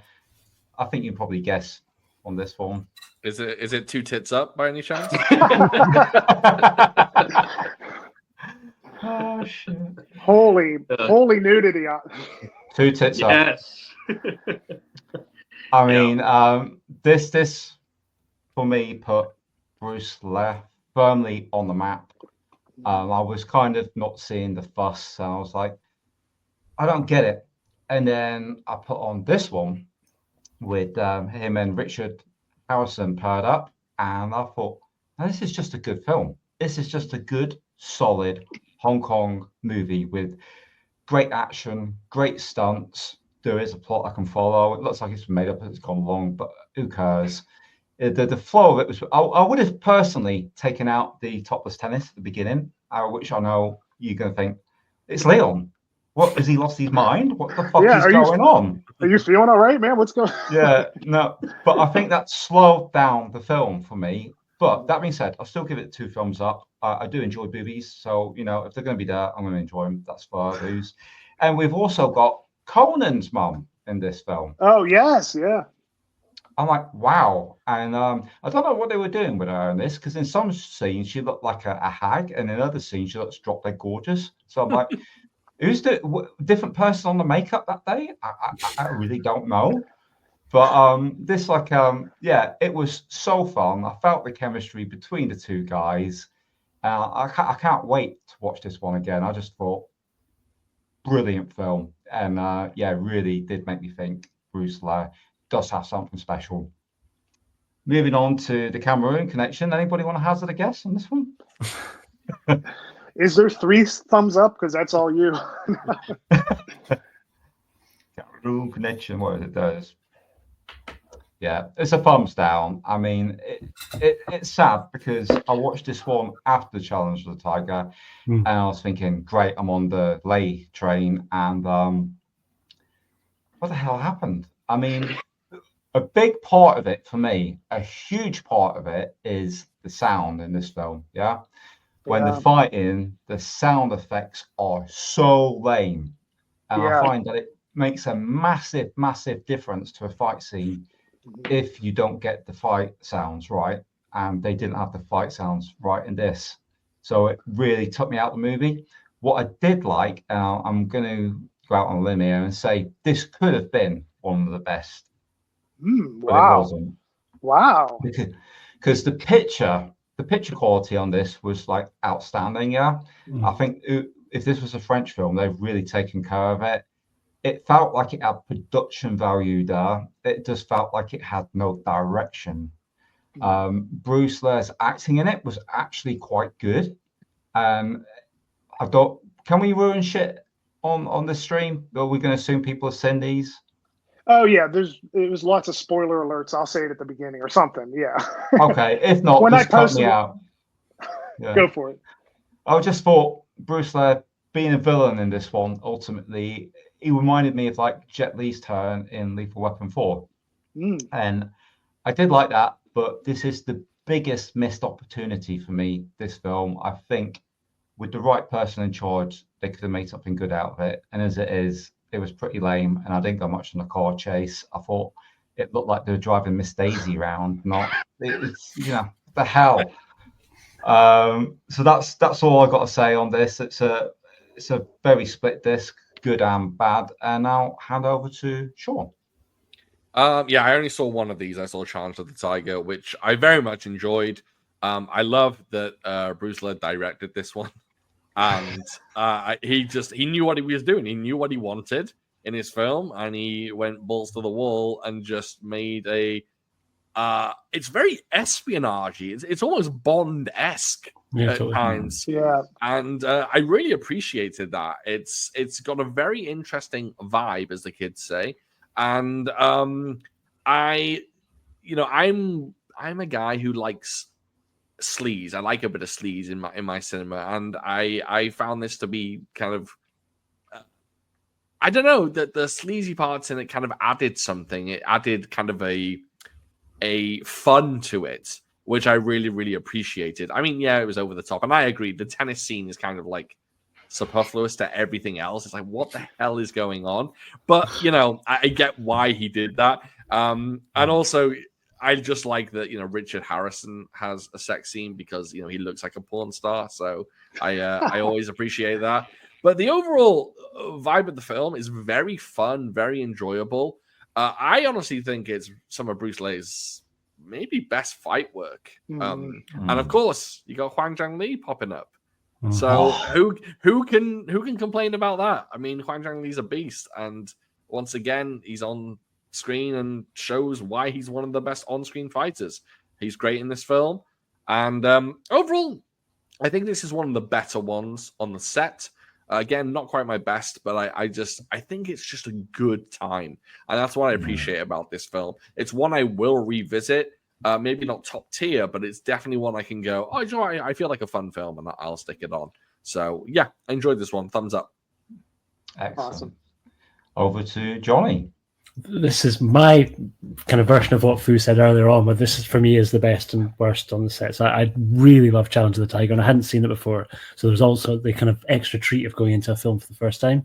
Nice. But I thought, like, Bruce Lee directing himself, his choreographer a lot faster, a lot harder hitting, and just really pretty effectively filmed. So I think, aside from his sort of abilities as a martial artist, showed himself as being a pretty capable director. I would like to see more of stuff that he'd done. I think there was a lot of fun to it. It didn't take itself too seriously. I thought Richard Harrison's probably one of my favorite Richard Harrison performances in this. He was sometimes a little bit sort of stilted in the Shaw Brothers stuff he did, like so in Boxers Rebellion and Marco Polo. He's just sort of there.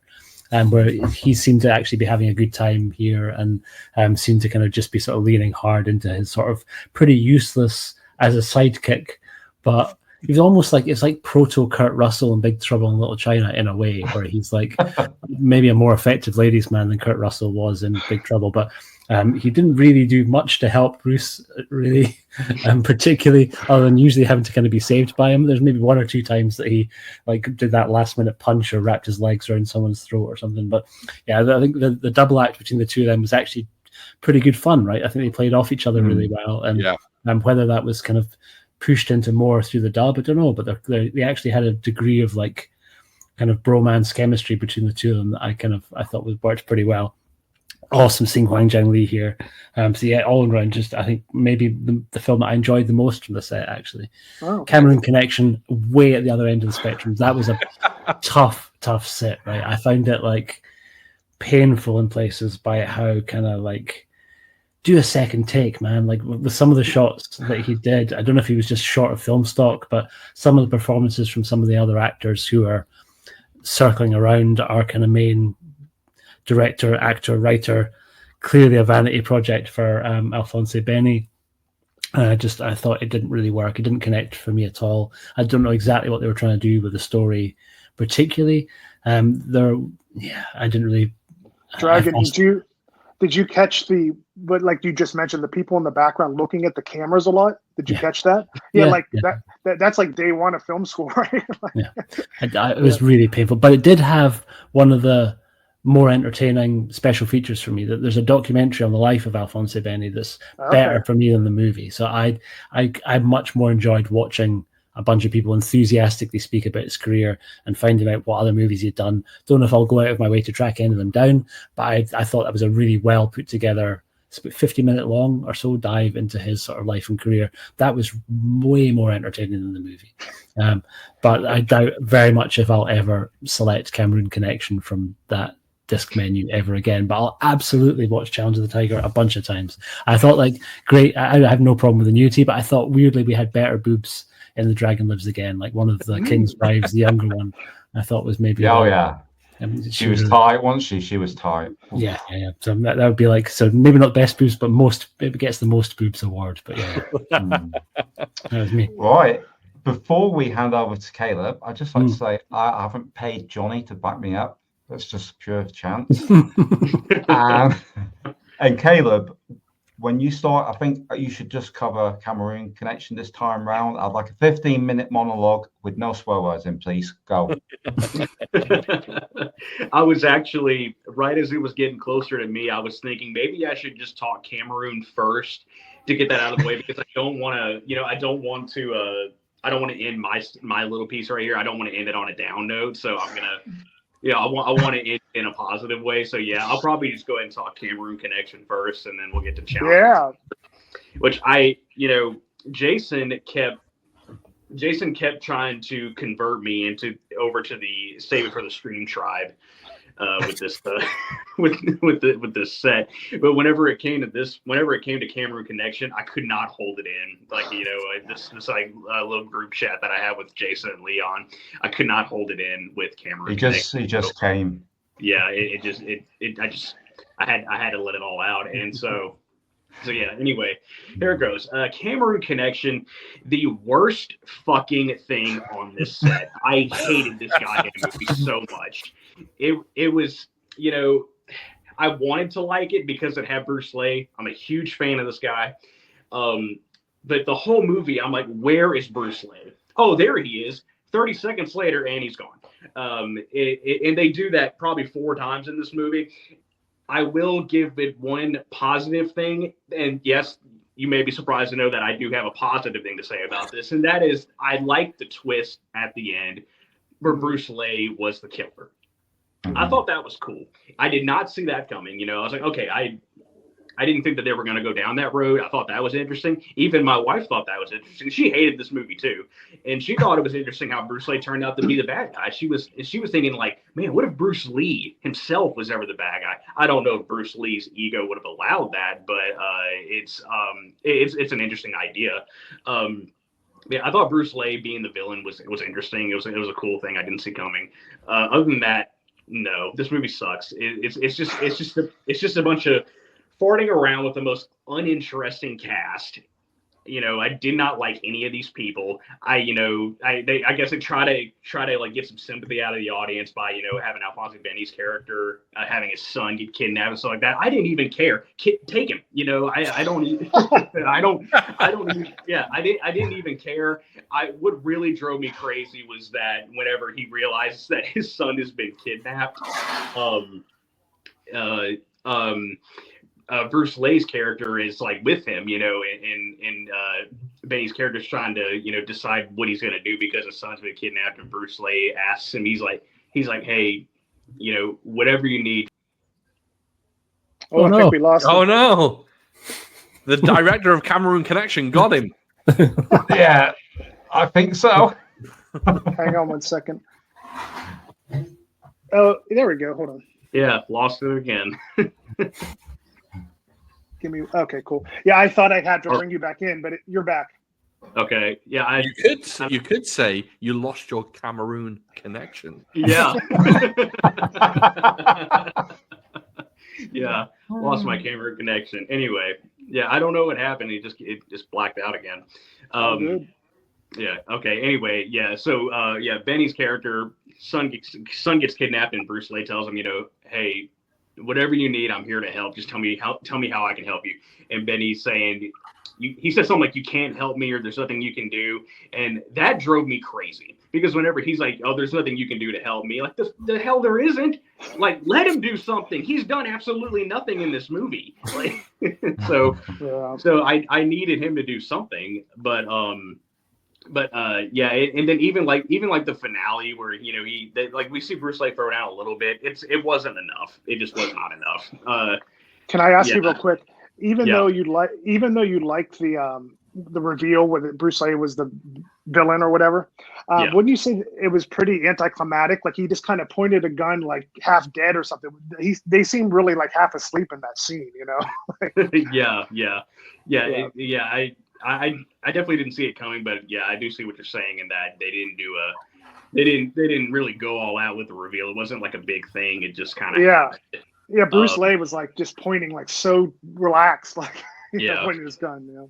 Yeah, but it was not fun. I did not like that movie. But again, I'm not going to sit here and say that that it shouldn't have been on this set. Put it on there. Because again, we're getting the best of both worlds with this genre. So anyway, yeah, that was not fun. I will never watch this movie again. Let it go. Let it go, brother. Let it go, brother. Yeah, I'll never watch this again. I can't wait to never talk about it again either. Yeah, anyway, we're done with that. Challenge of the Tiger, loved it. Challenge of the Tiger was so much fun. Jason has wondered recently why Bruce Lee is my favorite. This is why. This movie is okay. Because, cool. Yeah, because when I watched this movie, I was thinking this movie should not work. Everything about this movie should not work because it's just the plot is just weird. They're trying to get the Krabby Patty formula or whatever it is, and and then there's just like all the really weird nudity and stuff like that. Richard Harrison's character, I didn't really like him. He was just strange, But Bruce Lee, I said this to Leon and Jason too, is that Bruce Lee is like the shining beacon of hope in this movie. Anytime he is on screen fighting, I absolutely loved it. I thought it was so fun. He's got a crazy intensity with him. This movie is just why I love Bruce Lee so much, because anytime he's on there fighting, he is kicking so much ass. He's so fast and so powerful. Even when he fights the bull, like even I love that. Like I love when he gets in the bull ring with the bull, and I love he just like takes his shirt off and he's like gets in that pose. He's like getting ready to throw down with this bull, which is just insane. And Huang Zhongli is a great addition. I love him as the villain. I love whenever Bolo fails his mission and then Bolo returns to the base or whatever, and Huang Zhongli is there and he says you do realize what the penalty is for failure, right? Like it's death, And so I love that. I love Huang Zhongli and Bruce Lee's fight at the very end. That's a lot of fun. I do like this one bit with Richard Harrison where Bruce Lee's fighting everyone. Richard Harrison's just getting his ass kicked, and I love how Richard Harrison pointed out or something like he's like telling Bruce Lee he's not going to walk in front of him because he keeps getting beat up, so he's not going to walk in front of him. And so Bruce Lee's like, okay, fine, I'll go ahead. I'll take point. And then so they start walking, and then even though Richard Harrison is behind him, some people just come in and attack him. Like Bruce Lee doesn't even get hit. I love that. That was so funny. It was a very funny little piece right there. But yeah, Challenge of the Tiger was a lot of fun, and that that movie is why I love Bruce Lee so much. Cool. Excellent. Right, Jace, just before we go back to you, I'd like to ask a little favor. I forgot to mention the French girl in the bath and Cameroon connection. So if you could give her a little mention when you get to that, I'd be grateful. For sure. Yeah, so Challenge of the Tiger, I loved it. I hadn't seen that one before, and I just thought, a lot of echoing what you guys said. I think this is how much I love Bruce Lee when he separates from Bruceploitation. This is Bruce Lee separating away from Bruceploitation, and his directing is solid. And Bruce Lee, like if you watch Bruce's Deadly Fingers, I really like that, but his acting is so primitive and he's just like wooden in it. And this, he's just smiling, and him and Richard are getting along great. And like their chemistry is a mixture of like, why do they have chemistry? And it's good. Like it doesn't really make sense. They like everyone will be dying. They're just cracking jokes the whole movie. It's like a separate comedy. It's not lining up with like what's going on, But yeah, so I think like it works as a really funny buddy movie. The two of them, Bruce Lee, I'm trying to see what else I wrote here. His acting's better, like I said.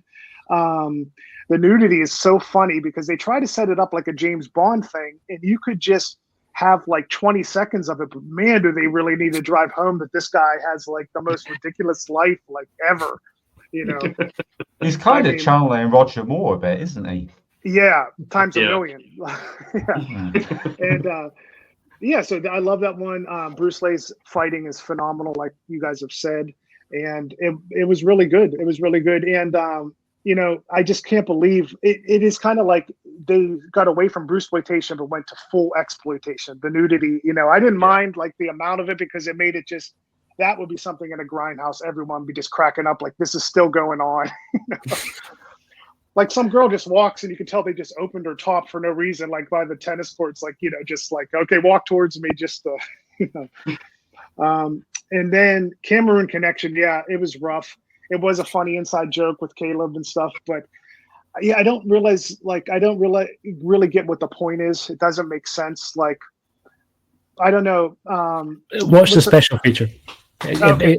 That at least puts it in context, because I think it's maybe too unfair of me to dismiss it as a vanity project, but I think the whole deal for Alphonse Berny was to try and kind of go back to Cameroon and try and actually become an action star over there, because all the other movies he made were in France, right? And so he took over his French crew and went back to Cameroon to really try and give them an action cinema industry, right? And maybe it wasn't successful, but I think that's why I say that 50 minutes kind of but that dive into his career, really interesting, and actually made me a little bit more forgiving of the film. Still not going to make me go back to it again, but anyway, sorry. On you go.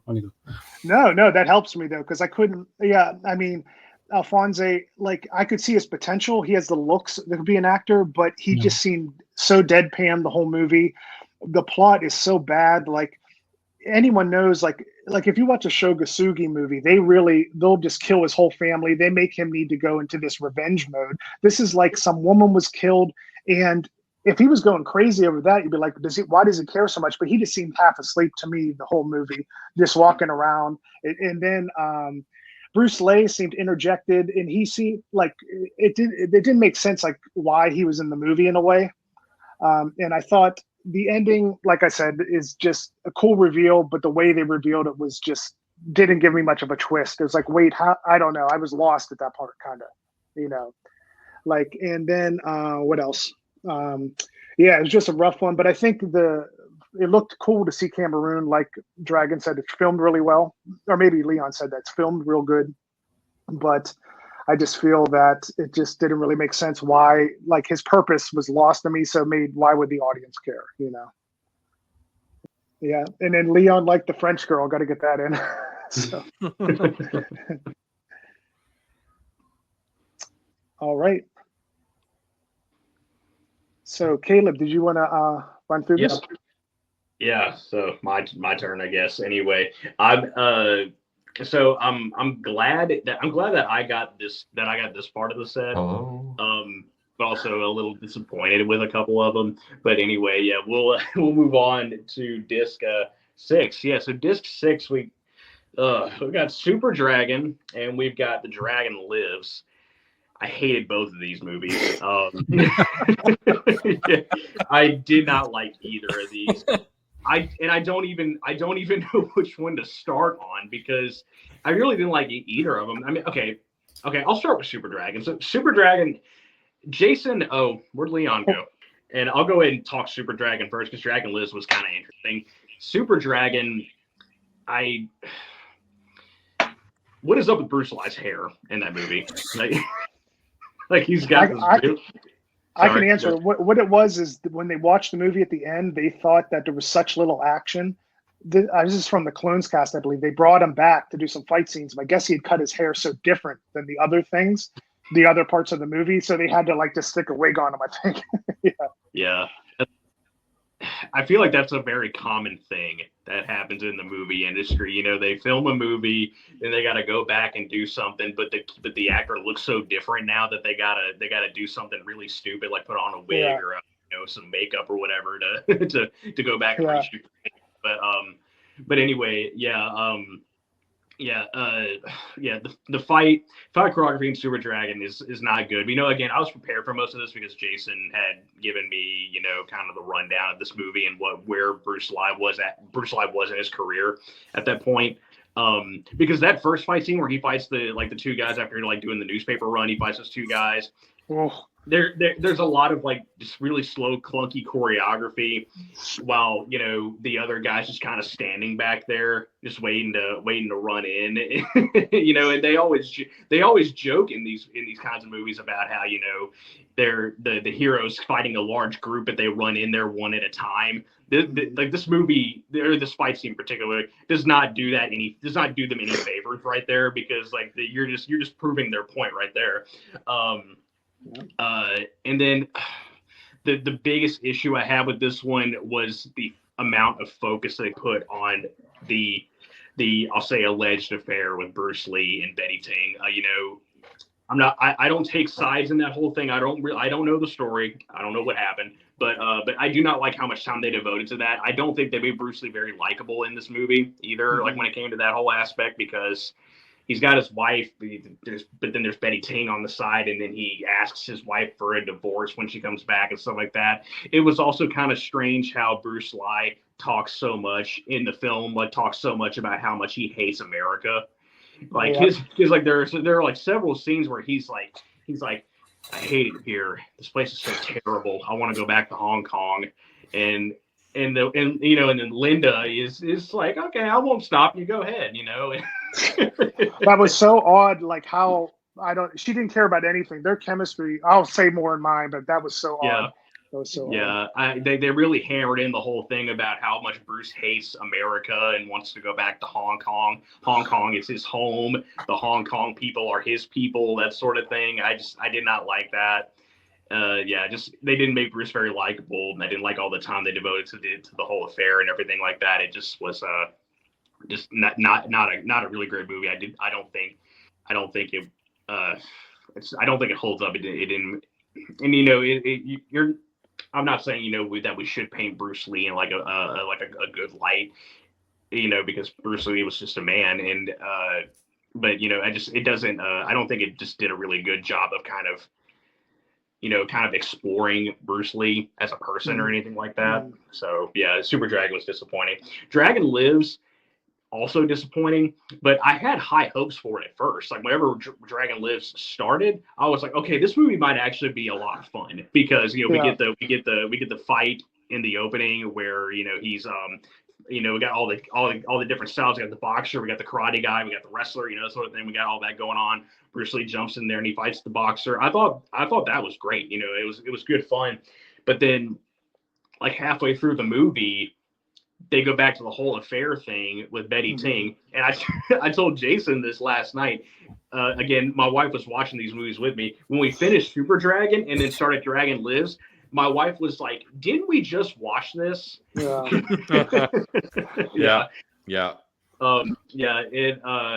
They focus so much on that. And this movie, Dragon Lives, is just crazy. And I don't mean that as in like a fun crazy, or everybody says that about certain movies. It's, oh, this movie is insane, it's bonkers, whatever. This movie is straight up crazy. Like, it is insane. Bruce in this movie is a crazy person. This guy is nuts. Like all the time that he's in there training, and Lyndon bang on her, Bruce, come out of the training room, and you're crazy. Like, we need to call his master. Like, get him over here. He's losing his mind. And then the ending. Oh my God, I hated that ending. The ending was so weird, really long. It's sex scene with earthquakes and thunder and lightning and trees breaking and like limbs falling down and glass and plates breaking and all of that. And then that really maniacal laugh with Bruce at the end, and then it cuts back to the tournament at the beginning, and you just kind of get that really weird, Bruce, like at the end. Yeah, that movie scared me a little bit. That's like the last thing. It says the end, and you hear going, Bruce, Bruce, Bruce. Did you catch that? Yeah, I mean, it's ridiculous.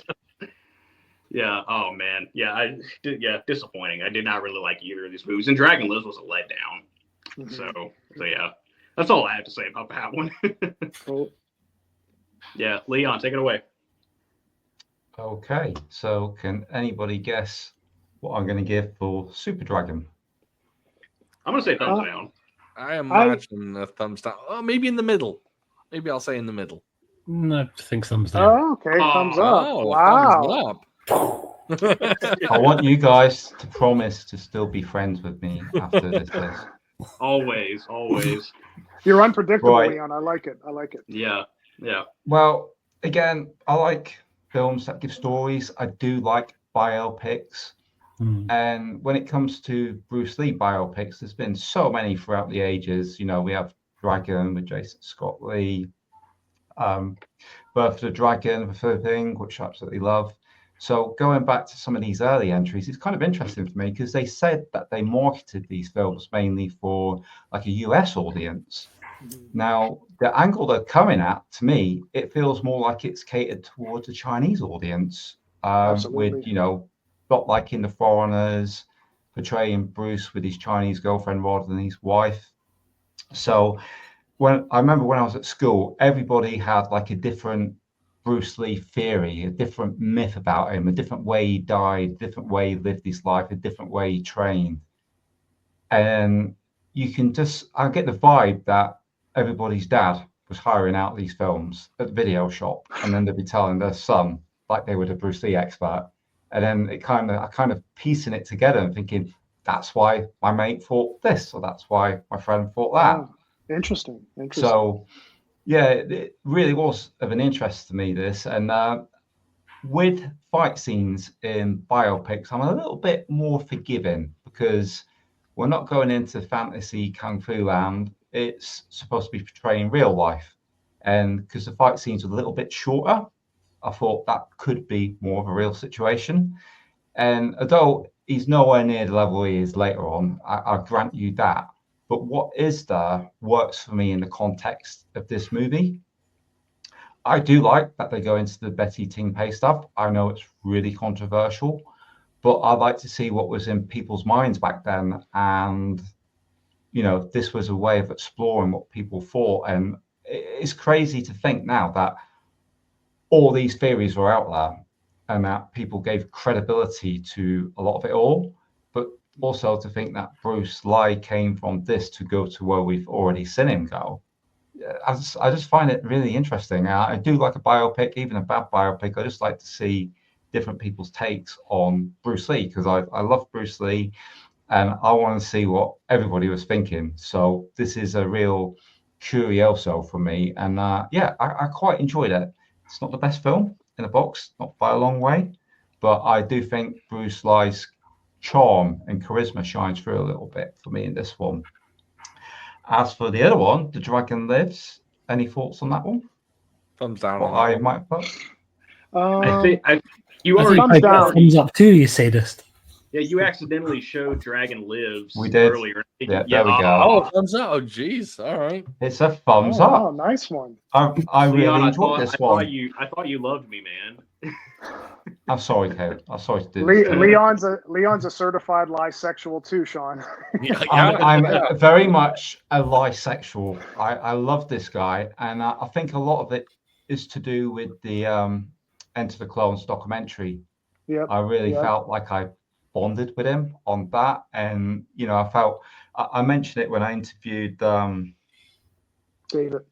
David Gregory. That it seemed like these guys have been through so much and that their stories were so interesting, particularly Bruce Lee to me. I felt like he'd been dealt a harsh hand, and I felt really sad for him that a big part of his life he was doing something he didn't really want to do.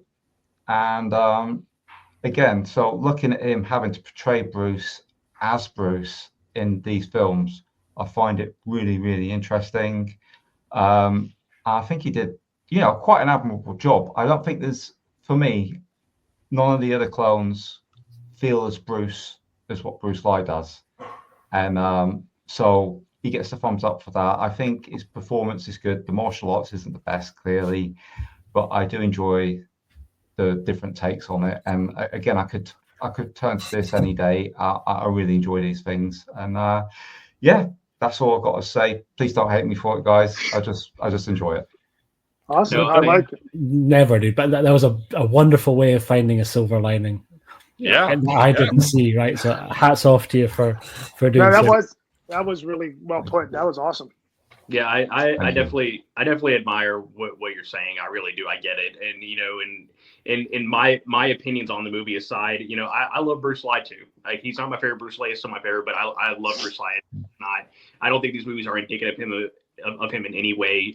I still think he is fantastic. Like, he was not my issue with these movies, and I said that to Jason. Even whenever it came to like Super Dragon and Dragon Lives, my problem with these was not Bruce Lee. It wasn't him. Like, it was everything else. I thought Bruce Lee was great, but yeah. I mean, I see what you're saying for sure. I'm just going to go out there and say this: Bruce Lee is my comfort blanket. Yeah. All right. Yeah. So I'm going to kind of talk about these two together because I watched them back to back and they're blending in my mind, a bit. Yeah, Super Dragon. It's cool. Is like the first Bruceploitation film, more or less, and to see Bruce Lee come on the scene, to see what he became. It's not. I want to see like the earlier periods. The fighting is very plotting. Not even just in the fighting, like the directors, you could see the feet missing the face like this much, and it's like, wow, anyone knows, put the guy's head, the back of the head, I don't know, it's a good example of, like I said, his fighting, like how it improved so much over the years. And then, and like I said, I'm getting confused with the two of them because they blend a lot in my mind. Dragon Lives and Super Dragon. Dragon Lives, the separation for me is the mustache, which I thought was an interesting touch. I don't know. Did Bruce Lee ever have a mustache? Yeah, beard. He definitely had a beard. Yeah, no, okay, there are pictures of him. There are definitely pictures of him out there where he had like a mustache or a beard or something like that. But I do think it was kind of strange too how he's like filming movies with a mustache, because that never happened as far as I know. Right. So it was kind of like Mr. Fury? Clearly he had a mustache. And the Long Beach tournament was just brutal. And I thought it was funny in that one. They were trying to show some connection between him and this police officer. And maybe there was supposed to be a language barrier if you watch the Chinese version. But boy, did they have a strange relationship. They'd see each other and they were like, oh, like they were just doing the oddest things together. And I think the cop was spying on him when he was doing Kung Fu or something earlier. It was a very strange relationship. But yeah, I thought that was a little odd, but it kind of worked. And the ending, like Caleb said, was just bonkers. It was so strange. They're trying to play into the idea of the curse maybe of Bruce Lee and how he lost his mind, and his obsession with the Kung Fu is why, like how on the John Ben documentary where they said when he saw him, he was so thin. So like, I think maybe this is playing into the later period of his life where he's fighting these robot machines, and Bruceploitation loves to get these machines that he fights in these. You'll see as you go along. Yeah. But yeah, it was okay. I thought it was decent. I like it historically to see Bruce Lee's trajectory, but as two films, I would not show anyone these for Bruceploitation, only in the context the show. Like if you show Rocky, or if you show, I don't know if you guys ever seen Italian Stallion, when Sylvester Stallone was doing like almost softcore porn before Rocky. I'm not going to say it's not that odd of a jump, but it's kind of like that type of thing. It's like if you see Arnold in Hercules in New York, that is this for Arnold. And then Conan the Barbarian would be like Fist of Fury 2, one of Sean's favorite, Fist of Fury 3, and Dynamo and that. And like, to anyone out there who's not seen those ones, just know that this is Bruce and the Iron Finger is a good example of where it goes with Bruce Lee, But yeah, that's my take on them. I think they're decent, better historically as an experience. I'm not sure what story they're trying to tell of Bruce Lee. They make him unlikable a lot in the first one. The second one, they make him seem crazy. But I kind of like that to show different ends of the myth. They're playing into the myth. They're playing into the myth of him being crazy and the myth of, I guess, this being a womanizer, which they really drove home in Dragon Lives Again, the third leg. But yeah, that's my take on it. All right, Sean, go ahead. Yeah, to me, this is the most throwaway disc in that it's the disc that I will probably never revisit. I think others have, a mix of films, but mostly a film that I'll go back to. But this one, not really. Now, with that said, I didn't mind Super Dragon, actually. I found it to be middling. Definitely not amazing, but middling. I like the biopic kind of angle that these go for. And I kind of like that they go negative rather than positive. Reason being, I've always had like some kind of Kung Fu Cinema account on the internet, whether it was Facebook, Tumblr, now Instagram. And I've always faced off against people that are just like, I will never hear a negative word against Bruce Lee. Bruce Lee is the perfect human. He's always been Superman. He's just the most perfect example of a man. And I like where they actually dig into the fact that he wasn't that. Granted, they go too hard and they dwell on that too much. But I do like that. I do like when a biopic actually kind of reveals the more, I don't like to say negative, but like the darker parts of people's lives. Humanize him. Yeah, exactly. It humanizes them. We're all, no one's perfect. We all have issues in our lives. I kind of like that. They hit it over the head a little too hard, granted, but I didn't mind that too much. The fights I've forgotten. These two films blend together, like Jason said. I have no idea which is which. I had to look at my Letterboxd account to go, okay, I kind of liked Super Dragon. I didn't like the other one. And I can't tell you why. I've got no idea why. I do want to say, another peak Bruceploitation moment is that yard fight with two samurais showing up and his wife hands him nunchucks. Yeah. It's like, what is going on? Why are there samurais? I mean, that cracked me up. I do want to say real quick that scene that you just talked about, Jason, that scene made my wife go, we should start carrying a pair of nunchucks in the car. Exactly. Because she just pulled a pair out of the car and tossed it to him. So. Just not a big fan of this disc in general. Super Dragon, it's fine. I won't rewatch it. I can't say I loved it.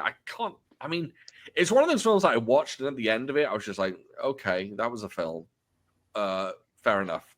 And in 2 weeks, give me 2 weeks, and I'll forget everything about it, and I'll come back and go, did I actually watch that? So yeah, nothing really impressive about this disc. They could have taken it off this set, and it wouldn't really have bothered me at all. But I'm kind of glad that they put it here, because there are those biopic films about Bruce Lee, and there are old school ones, not just Dragon, the Bruce Lee story, not just Birth of Dragon. There are actually old school ones featuring Bruceploitation actors. So I like that they're giving you the full smorgasbord of what Bruceploitation represents. I appreciate that, but are those films good? No, it's not a big fan of these ones. Yeah, I just wanted to add real quick. These movies, and I know, Sean, you've seen Bruce Lee, the Man, the Myth, right? Oh, yeah. Mm-hmm. Yeah, and I don't know if any of you other guys have seen it. Bruce Lee, the Man, the Myth is what they're trying to do with these movies. It's like the peak version of this. So Bruce Lee had found his footing, and the directors, it all comes together. So if you guys watch Bruce Lee, the Man, the Myth, you'll see, wow, that's what these movies were leading up to. It's like the great version of that. Yeah, Bruce Lee, the Man, the Myth is like top tier Bruceploitation. It's usually everyone's fantastic. favorite. Usually a lot of people's favorite Bruceploitation movie. Yep. Yeah. It's good stuff. It features Ip Man's real life son. Yeah, in the opening. Yeah. Ip Chun. Yeah. Ip Ching. Is it Ip Chun or Ip Ching? I'm not There's sure. two in there, Ip Chung and Ip Ching. I think it's Ip Chun, because I believe Ip Ching died, but I think it might be Ip Chun though. Caleb's a good, you know, a lot of Ip Man stuff. Not a whole lot. Well, I just mean, I've only seen the first one. I know you've watched a lot of them. Oh, I've seen all 4 movies a plethora of times. So yeah, that's what I meant. Yeah. Anyway, I mean, I will say I haven't seen The Man, the Myth, so I can't say, but I mean, so far I feel like the Bruceploitation biopics, I feel like those might be kind of the low point of this genre. But again, I don't know. I haven't seen Man, the Myth. I need to see that too, to kind of actually have a better observation of it. But yeah, I think that'll change your tune. It's weird they finally figured it out, and it's like makes it almost seem more exciting. Not the Bruce's life, but these ones seem downtrodden to me, and kind of like you're not sure why they're making Bruce seem this way. This makes Bruce seem just like badass, Yeah, definitely. All right, moving on. Dragon, what do you think about this disc? I'm gonna have to echo what Fu said. I think this, for me, easily the weakest disc on the whole set. A question that I never thought I'd find myself asking was, what would it be like if the Hallmark Channel made a Kung Fu movie? And now I've had it answered twice, and it's not good. Both of these were just straight up melodramas. I'm not traditionally a huge fan of biopics in general. I'd rather see a well-made, well-put together documentary. It kind of that scratches that same itch for me. I really do like Bruce Lee a lot. These are not kind of two of the movies of him. You can sort of tell he's very uncomfortable, and this kind of matches what he says in the documentary perfectly. These are the movies he's talking about when he's saying that he kind of doesn't want to sort of step into his shoes and try and be him, right? And it felt painful at times to me. And I think they took weird liberties with the story, kind of searching for some sort of positives.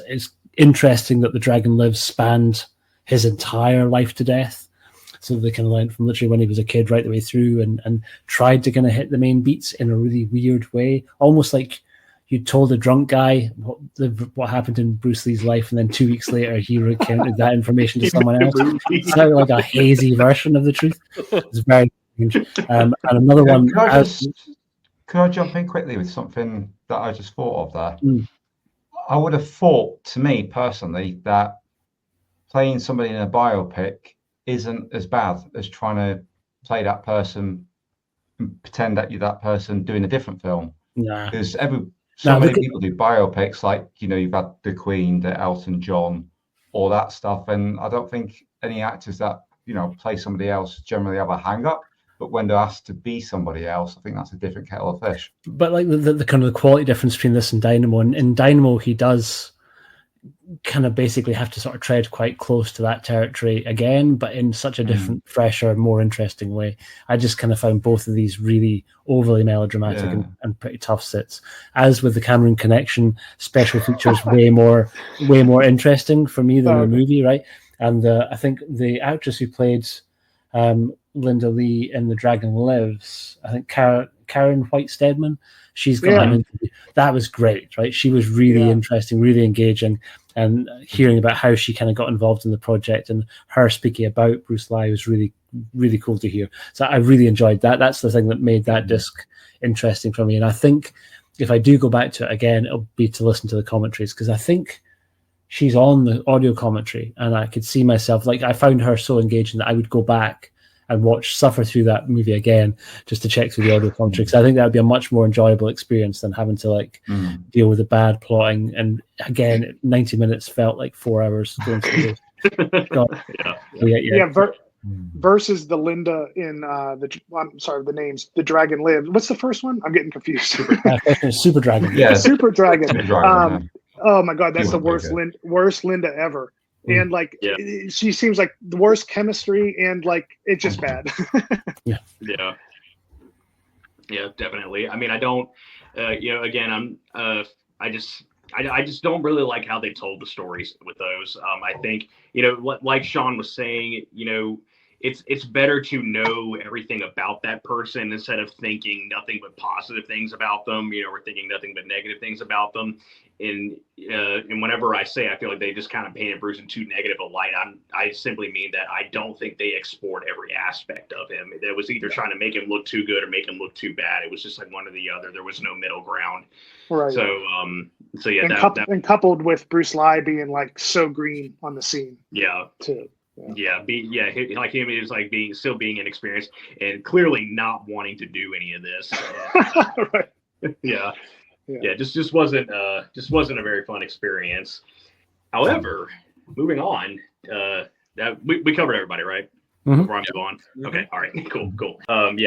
However, moving on, I'm glad I got stuck with this disc, because now disc 7, we get to talk about The Dragon, the Hero, my favorite movie on this set. I absolutely loved The Dragon, the Hero. It was so much fun.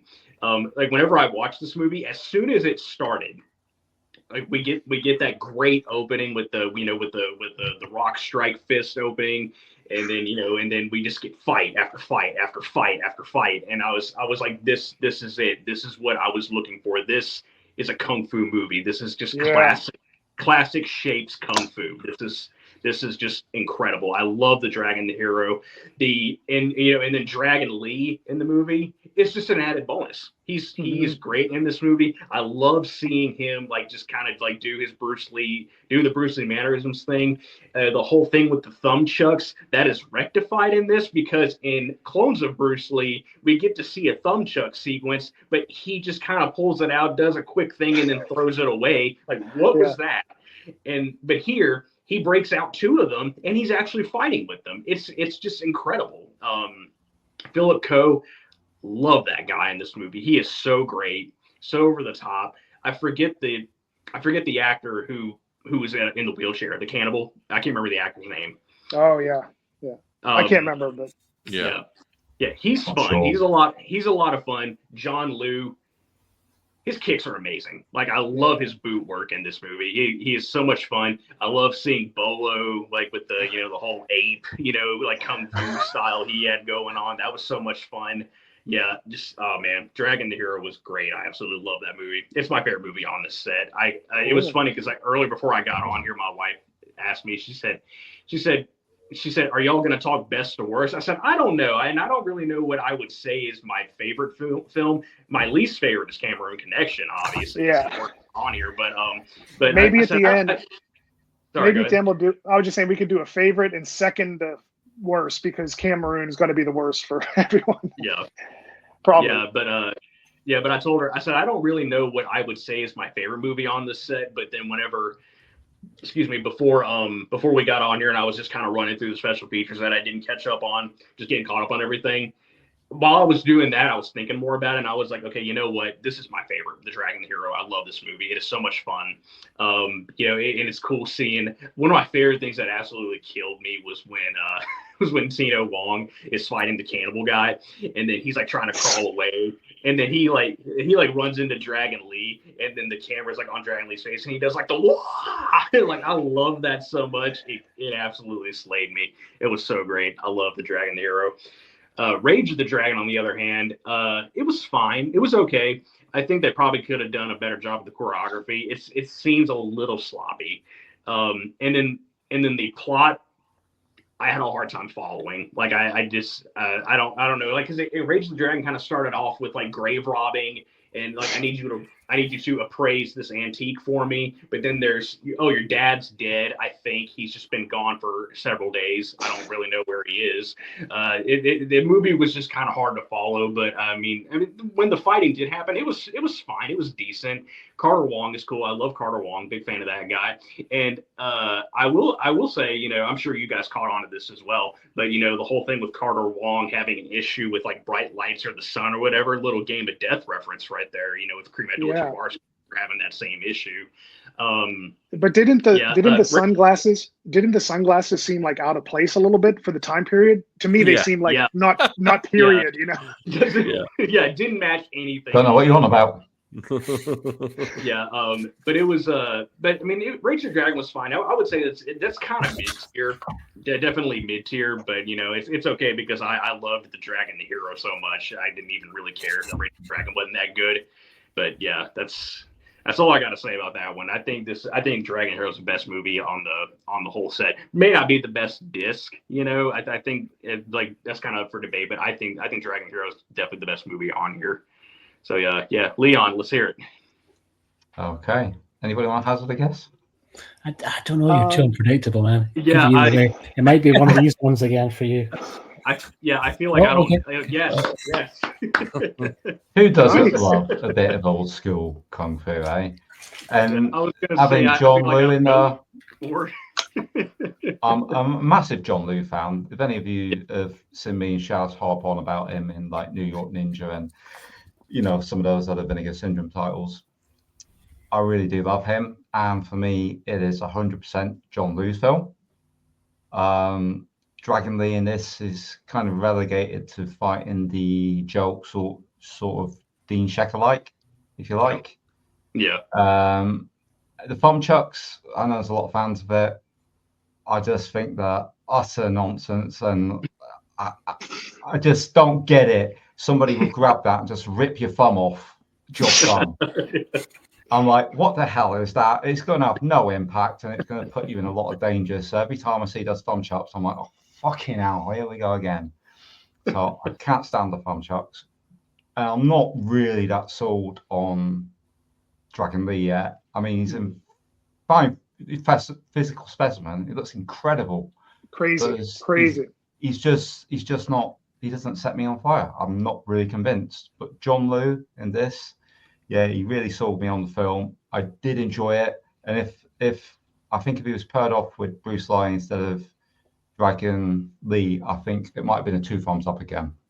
And as for the other one, Rage of the Dragon, having said that, can anybody guess what I have for that one?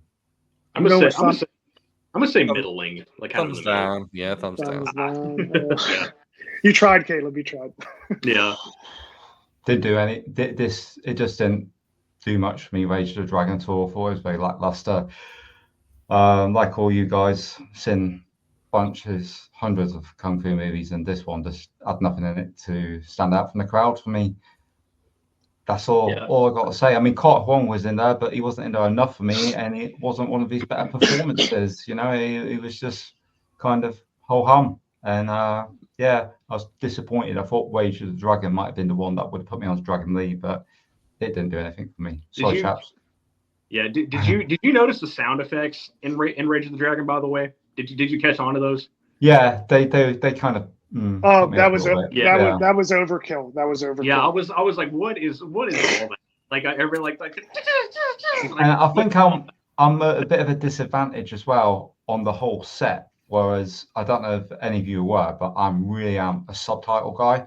Oh, okay. That's how I like to watch my films. Okay. Dubbing, I have to like put matchsticks in my eyes.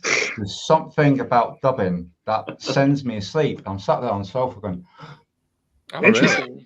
Really? Yeah, until it gets to the action, the voices on the dub, because you've heard them like a billion times before. Yeah. So it's like a comfort thing. I just thought, no, I'm watching the film. So I really struggle with dubbing, and I think some of my scores may have gone up if I'd had a subtitle, Cantonese subtitle version, because I'm not a fan of dubbing. But yeah, and I'm the odd one out there, but that's just the way it is for me. Yeah. Jason. Yeah, so Dragon the Hero, I felt this one, like you said, Leon, is just such an old school kung fu movie. It gave that vibe, and the box set needed that in a few spots. And it being old school like that, Philip Ko was so menacing.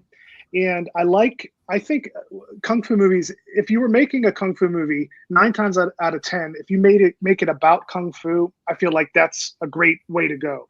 And this, like, you're so invested in if Philip Ko can beat their kung fu and their training. I think that's why we love Shaw Brothers so much, because it's often about kung fu, especially like the late 70s ones.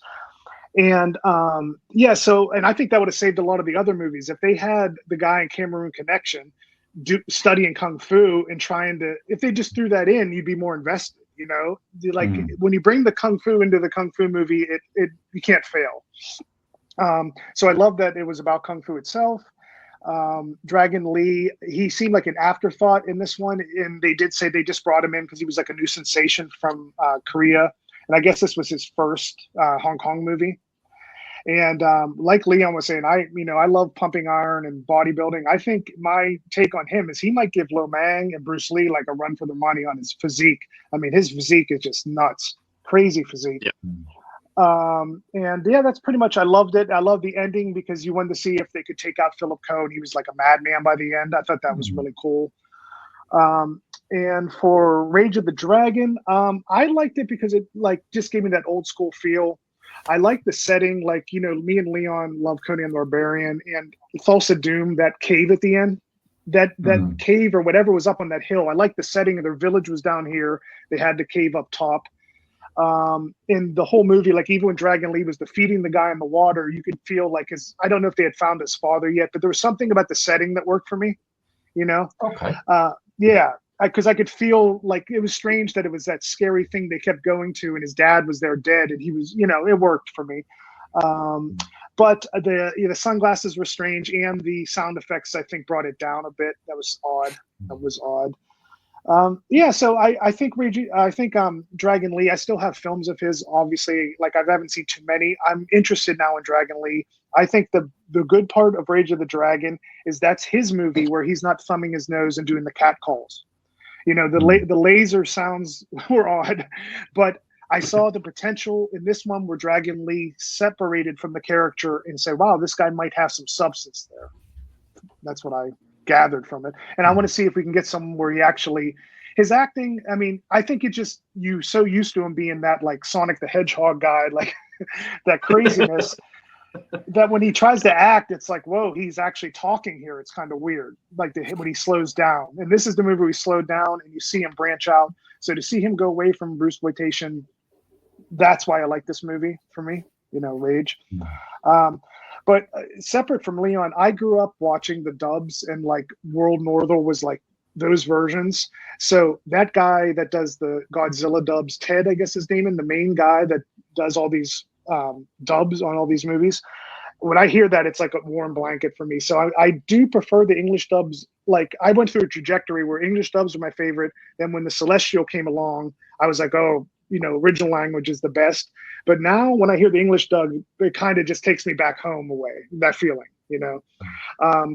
But I will say, when I talked about that Ted guy, when they in Challenge of the Tiger, they had Richard Harrison had that famous Master Killer Ted voice, and they gave Bruce Lee the other one. I think that should have been swapped. That was odd to have that classic dub voice on Richard Harrison, But yeah, that's my take on the Dragon Lee disc. Yeah, I think Dragon the Hero, that one made me a Dragon Lee fan right there, because beforehand I knew who he was, but I was like, I don't really know how I feel about him. But this one I was like, okay, he's actually pretty cool. I like him. He definitely looks the most like Bruce Lee, I think, because I think from certain angles it is a spitting image. Like, he looks just like Bruce from certain angles. Like when his head is turned a certain way or something like that. When his head's down and he looks up. Yeah, it looks just like Bruce. Yeah. Yeah, this one definitely, Dragon the Hero definitely made me a fan of Dragon Lee. But yeah, moving on to Sean, let's hear what you have to say on this one. Yeah, I mean, I eat this shit for breakfast, lunch, and dinner. I mean, the Dragon the Hero is what I'm looking for in a kung fu film. I'm a big fan of Dragon Lee. I implore you all to watch his Korean stuff. Martial Monks of Shaolin Temple. Golden Dragon, Silver Snake. Watch some of his Korean stuff where he does like old school shapes. Really, really good. A lot of fun. This just did it for me. I mean, it's got everything I want. I won't harp on this too much, but it's just a classic old school kung fu film. The fights are decent. Philip Ko pops up. I mean, I've got no complaints about it. I think it was my second favorite in the set. But that's just because I'm a huge old school fan, and I think everyone has covered what I love about it. Just a good time. Just a good time. Classic kung fu is what I'm looking for. Rage of the Dragon can fuck right off. That film, I hated this film. It was insane. It was weird. It was see, the thing with this film, it was insane and weird, which is kind of interesting, but it was so fucking boring. It was unbelievably boring. I just couldn't handle it. I found it very, very boring. I was kind of sad that Dragon Lee was in it because, I like him. I think he's great. I think he's got a lot of skill, but in this one, he's just, nothing special. The sound effects are so ridiculous that it's he's doing like Mantis style. And I like Mantis. I like Mantis Fist. It's one of my favorite styles of Kung Fu, actually. But it just ruins it. It's terrible. So didn't love Rage of the Dragon at all. It was probably my second least favorite on this entire set. We might need a Cameroon follow-up with you. Maybe I need to watch it. Well, if you watch it tonight, I can add it in as a no. I don't know. I don't want to torture you. I don't want to torture you. It was good seeing John Liu in the Dragon the Hero. I really so with John Liu, I really disliked him for the longest time. I didn't think his kicking abilities were great. I thought he was a one-trick pony, and he bored me. This was probably about 10 years ago and older when I thought that. But then recently, I've had kind of a John Liu. There's been a John Liu resurgence in my house, where kind of an epiphany. I can't remember the film I was watching, but I was just like, wait, I do like John Liu, and I've been watching a few John Liu films recently, and I've really enjoyed this stuff. So it's nice to see him. Always nice to see Tino Wong. I think he's underrated. No one really talks about Tino Wong, and he's really good. So it was nice to see him in it. And just it had everything, including the Dean Shek character, that all good kung fu films have. And I just had a good time. So this one was definitely a polarizing disc for me. I think it had a very good film and a bit of a shitty film, unfortunately. But all in all, just to have the Dragon the Hero look this good and on a set on Blu-ray, I'm very, very excited to have it. But I'll keep it short and sweet. One good, one bad. Cool. All right, Dragon. Kind of one very good and one okay for me. I certainly didn't not enjoy the Rage of the Dragon. The first one felt very much like Godfrey Ho channeling Yuen Wu Ping, and kind of basically kind of giving us that sort of that kind of very much that kind of Snake and Eagle Shadow Drunken Master type movie, but with shades of Lee Soy Nam as well. That guy in the wheelchair looked like his makeup job was lifted straight from The Hot, the Cool, and the Vicious. From you, they just tried that, and I haven't even checked to see which one came first. But I really enjoyed it. It was kind of nice having that sort of flavor, because up until this point we hadn't really had like an old traditional, basically shaped style movie on the set so far, and like Leon said, it's much more of a John Liu movie than it is a Dragon Lee movie. Yeah, I was fine with that. But I do also really like Dragon Lee, and even more so after seeing him interviewed in the documentary. He came across really well. He's like, I found him really endearing. And I think he had a lot more to do in Rage of the Dragon. It definitely is plodding in places. I didn't, maybe controversially, my Leon-esque hot take is I was fine with the laser sound effects. Okay. Oh, wow.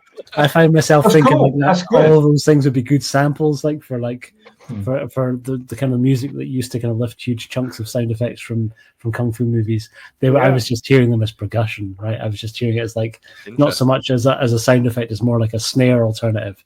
Yeah, right. So I dug them both, and I kind of liked the end fight with Carter Wong. The glasses didn't faze me. I thought Carter Wong looked cool, and I liked the kind of whole like mirror vest thing that he had at the end, and just cool seeing Dragon Lee. I did like that. Shape.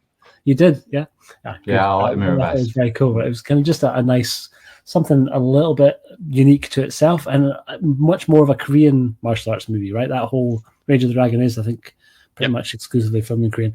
And another film with really good special features on it. It's a really, really good Godfrey O interview on the special features for the Dragon the Hero. You could give me like an entire box set, the length that this whole box set was, of just Godfrey Ho talking his way through all the movies, and I'd be in heaven, right? I absolutely love Godfrey Ho so much. So yeah, for me, just a great disc. Maybe not my all-time favorite disc, but way up towards the top for me. I really enjoyed them both. Does anyone know the origin of the thumbchucks? Like, was that a Dragon Lee thing that he? I think so. Really? Yeah, I think so. Yeah, I think they talked about on the Clones cast. It might have been suggested by a director in Korea. I can't remember. I do like it. It is strange, but it adds to his, like, he has so many things going on at once. When he rips his shirt off, he has thumbchucks. He's like grabbing his hair. You know, the whole thing is just like, wow, this dude. He seems like he has rabies sometimes too. You know? Nothing is almost like you guys know what kabuki theater is. Where a little bit, yeah. Where it's that kind of like idea of he's not so much acting for movies, he's almost like a stage actor doing Bruce Lee, where everything's huge. Like he's playing to the back of the room. Right. To the guy who's sitting like 300 feet away, who needs to still be able to see. So everything's super exaggerated, and I kind of dig that. He's like an anime version of Bruce Lee. Yeah, I know. Yeah. I need to know his workout regimen. I mean, it's insane, because Lo Mang said he just did like body push-ups and didn't use weights. Dragon Lee looks like he's ready to go to like Mr. Olympia or some shit. You know what I mean? Big, very big. Yeah, he was great. I really enjoyed that disc.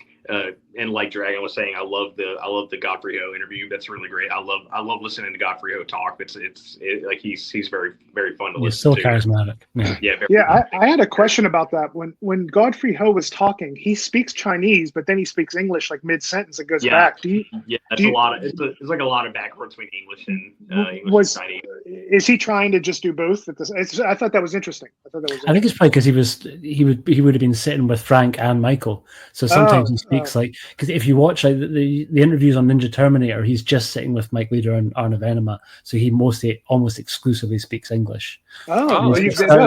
He's got certain turns of phrase that I really like, which he almost in every sentence he says, which we call, and then we'll say something that's like a super widely known phrase. Like he'll say like if he was talking about the cameraman, he'd be like, a cameraman using what we would call a camera, and you're like, okay, I don't need that. But it's really fucking sweet, man. It just endears you to him all the more, and he uses it so much. Yeah, that was one of my favorite special features on the film side, right? I really like the Godfrey Ho stuff. Yes. Yeah. I'm really glad that I got stuck with that disc. Like after Jason said he wanted me like specifically to cover that one, I was like, thank you, because I get to talk about my favorite movie on the set. But yeah, so I guess that means it's time to round it out. We get to disc 8, the bonus disc.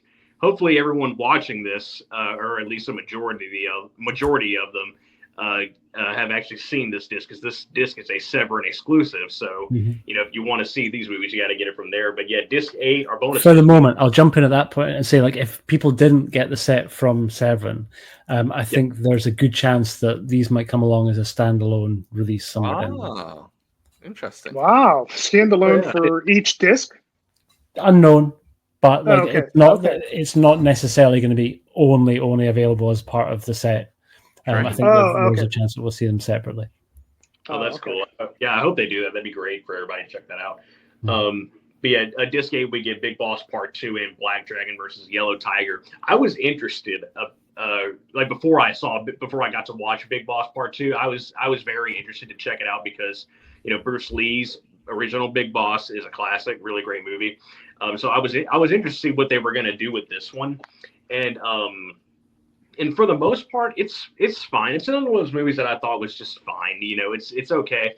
Again, I will say the subtitles are really hard to read. I know that the print that they used was all they had, and there is no English dub. They really just kind of have this is just what they had to work with here. So, but the subtitles were kind of hard to read at points, and that was a little frustrating for me. Yeah, there's a lot of white on white, right?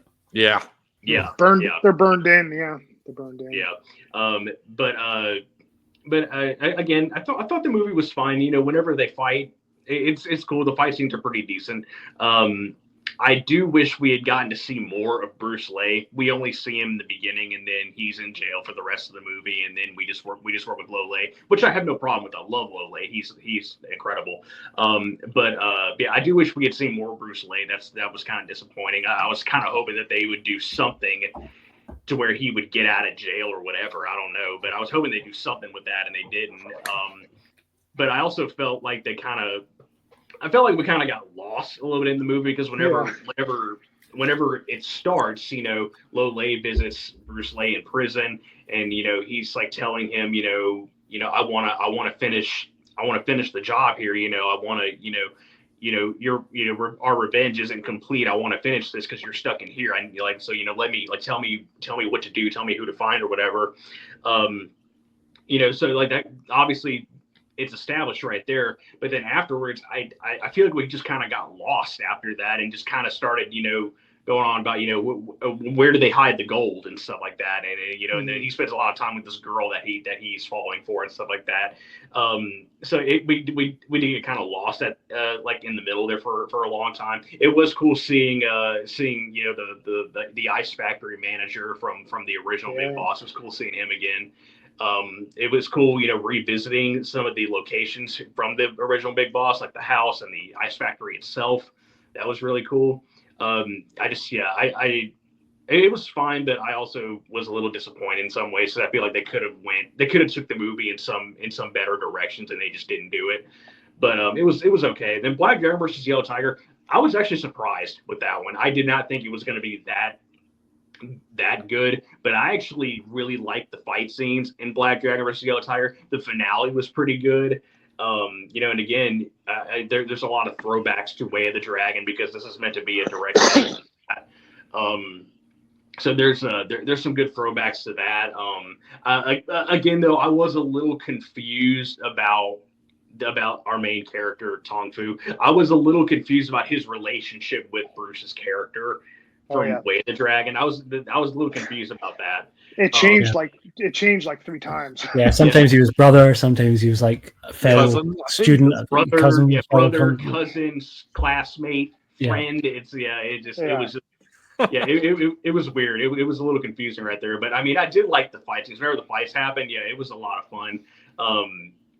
But yeah, I would say the movie is another mid tier. I think it was fun for what it was. But yeah, Leon, what do we got? Okay, right. Anybody want to hazard a guess on my thoughts for Big Boss Part 2? I'm worried that you're not going to change what's right by your head right now. No, I think you might give it a thumbs up. Oh, wow. Wow. Oh yeah, baby. Wow. I absolutely fucking love this one. I really do. Holy Now, crap. Big Boss is my favorite Bruce Lee film. So this had a lot to live up to. And I like the setup. I like that it continues directly from the Big Boss. And I'm happy with Bruce Lee being Bruce in jail. That fits the story perfectly. And then one of my favorite ever Kung Fu stars, Shaw Brother stars, Lo Lei. And he hasn't often enough had a starring role. You know, King Boxer, we all have that, I'm pretty sure. And, you know, occasionally he's had a leading role, but not very often. And I thought in this, I thought he was really, really good. I like the acting. I like the story. I love Lo Lei's style. He always look, I don't know if you've like really watched, but when he's kicking some of the guys, yeah, he knocks them well off their feet. You know, they land on their back. So they're taking the hits. You know, he 100% commits to what he's doing.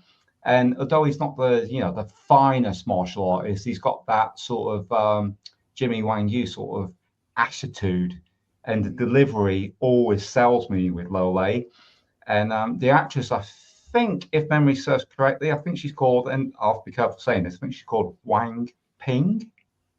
And she's been in a lot of Shaw Brother films too. I really like her. I think she looks really sweet on camera. And it's a bit of a change up with obviously the foreman suddenly becoming the big boss, because we didn't have any hint of his skill in the Big Boss. But obviously, I think he directed this one, so he obviously wrote that into it. And I didn't mind that. You know, there's so many different elements. You got the underwater sequence, which I really like after the river chase. And you got the alligators in there. Obviously, they were doubled for that. You could tell they were doubled pretty badly. But yeah, there's just so many different elements. That scene reminded me of like I think Man with the Golden Gun with the boat chase and that. And you got the locations in Thailand. I absolutely loved the locations in this. I had a blast watching this. I expected to hate it, and I absolutely loved it. So yeah, I will be returning to Big Boss Part 2 many times. Nice. And for the Black Dragon versus Yellow Tiger, any guesses? Thumbs up for this one. Thumbs down, I'm going to say. I think it might go thumbs down. Really? Oh, yeah. I was wrong. God. That was quite the jump from the. I don't know what to say. The lead actor in this, okay, he's a physical specimen. Yeah, I get that, but my God, man, you've got time to put the kettle on, make a cup of tea, and dunk your biscuit before he delivers that roundhouse kick. I've never seen it so telegraphed. I'm like, what the freaking heck? Yeah, I just find him. I found he had a lack of charisma for me. He didn't pull me into it at all. It's a shame because I thought this would be one of the ones I would like, with it following up on Way of the Dragon, but this delivered what I expected Big Boss 2 to, which was disappointment. And I thought that'd be the opposite way around, but no, there's not much I liked about this film. I don't want to run it down to the ground. I can see why it's in there. We're getting a different Bruceploitation actor. It's a really interesting piece because it is following up Way of the Dragon, so it continues that story along. And you know, it's good to see that history there and see all these different avenues that they take. I do appreciate that, and I really like that they did that. And it is a really curious, you know, piece. But for me, I probably won't return to this one. I don't think it just didn't do anything for me. That's all. Fair play. Yeah, fair enough. Jason? Yeah, so Big Boss Part 2, to go back to my one time at band camp, Tarantino's theater, they played it. And I have a hunch this could be Tarantino's print, because you know how Michael Worth says it's a private owner? Yeah. I wonder if it was his, because it said when they played it, Tarantino's was one print like left. And I can't remember the whole story of what happened, but I went in not knowing what's going on, and I got to say, I absolutely loved it. I love Big Boss Part 2. I can't even articulate why exactly. It's I have a little bit of thing for myself as a musician. I don't know if you guys ever feel this, like if a band you love, who says like Led Zeppelin or pick a band, but if there's a B-sides album, you know how sometimes you can, because everything else is overplayed, the B-sides album can kind of feel like your thing that people don't all know about. You know what I mean? It's kind of like, the fact that I had saw this and it was so rare, it brought it up in my mind. And the fact that, I don't know, I do like slow burns in movies, and I love Lolay. Bruce Lay, he does seem really green, but he kind of seems good in this. He has the intensity. I thought he'd be more like maybe raw or something, or not act too well. But yeah, I just love this one. I think Lolay, the first fight scene takes you back, like, wow, he's really good. And yeah, it's funny, the Purple Haze and the Jimi Hendrix music, I'm sure you guys caught that in there. That's pretty cool. Yeah. And I don't know the story why this is so rare. Maybe it just was discarded and like whatever, it just died along the way somehow. I don't know, like people just, because on that negative, the extra about the negatives, it said they get to North Africa or France. North Africa, yeah, and then I guess they wouldn't send them back, so it's kind of like where they would go to die. And you know, that was a great extra, by the way. That really gave insights into all of it, you know. And not to go too off on a tangent, but if you guys listen to the Clones Cast Fist of Fury 2 episode, I do call in on it, not like a self plug or anything, but right after when I call in, Michael goes in this long thing explaining negatives and intrapositives and intranegatives. And that really, I didn't know much about that, but I can see it now whenever the intros are on the film. When Michael says this one's from the print, you can see it's really damaged and it has a print look. And the negative, it's like you're looking, I mean, they could be damaged, but on Challenge of the Tiger, it's like you're not looking at film. It's like you're there almost, you know, when they scan the negative. So I thought that was interesting. This one was so beat up, though. It was crazy. And I think that's also why they put it on the bonus disc, is because it was not the quality, you know, of the other ones. But anyway, more forgiving crowd if people are getting it straight from the website, I think. Yeah. And then Black Dragon versus Yellow Tiger, that's going to be, for me, a mid-tier one. I think I got a little bit of Bruceploitation fatigue, believe it or not, by the time I got to that, because I went consecutively. And I just felt like, I don't know. I just felt like, yet again, the plot was confusing. Like, they were coming after him. Is he his brother? You know, why did they now care about Tong Fu? Because it was just so much back and forth. I was convoluted. And I felt like, I don't know. I kind of was like just burnt out a little bit because I did a straightaway, and I felt kind of just fatigued from it. And I think if I watch it in a different light, I might enjoy it more, you know? And Tong Long, I mean, he's a decent fighter. I do know what Leon's saying about the kicks, and his build is good and everything. It just, I don't know. It's strange. I do appreciate them trying to do Way of the Dragon, because most films don't do that, though. Most Bruceploitation films don't. And Jason, wasn't this one of the ones that was made when Bruce was still alive? This went into production, I think, before he died. It might have. I know it's an early one, and it's not. It was really rare, but yeah, it might have been. I think it came out in 74, but I think it was made 72. Oh wow! What Michael Wirth had said. So this one kind of like, much more of a straight unofficial sequel, right? Yeah. Man, that makes it even more. I mean, to do Bruceploitation while he's live, that's like true Bruceploitation, you know. Because the point of Bruceploitation, in a way, is like when I was young and I didn't know better, it continues the feeling. It's like, okay, this is Bruce doing this, and this is Bruce doing this. If you go to it now and you haven't seen him, it's just kind of often clearly inferior. But when I was 6 years old, it just gave me more, you know. You get to see Bruce doing whatever, you know, going to hell and all that, you know. But yeah, so I don't know. I thought that one was okay. I felt it just kind of. You could tell in these movies, like I said, when they ran out of ideas or out of a guy to fight, he fought the one guy like 4 times, but it's not like the guy was like training and got better. It's like, oh, he's fighting this guy again, and it's the same fight. It's not.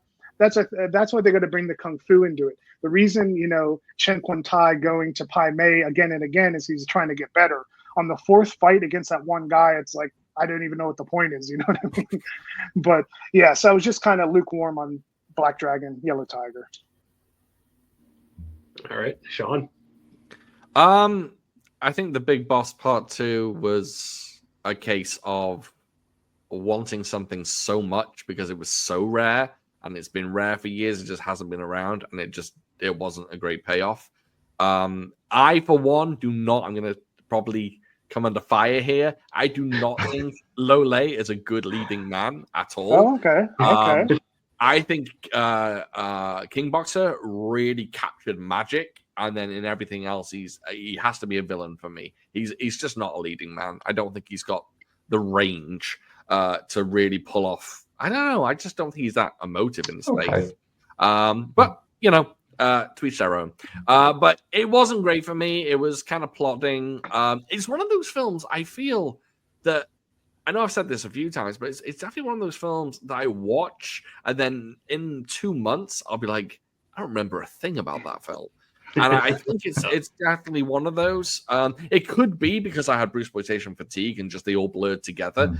But I think that one just didn't stand out for me.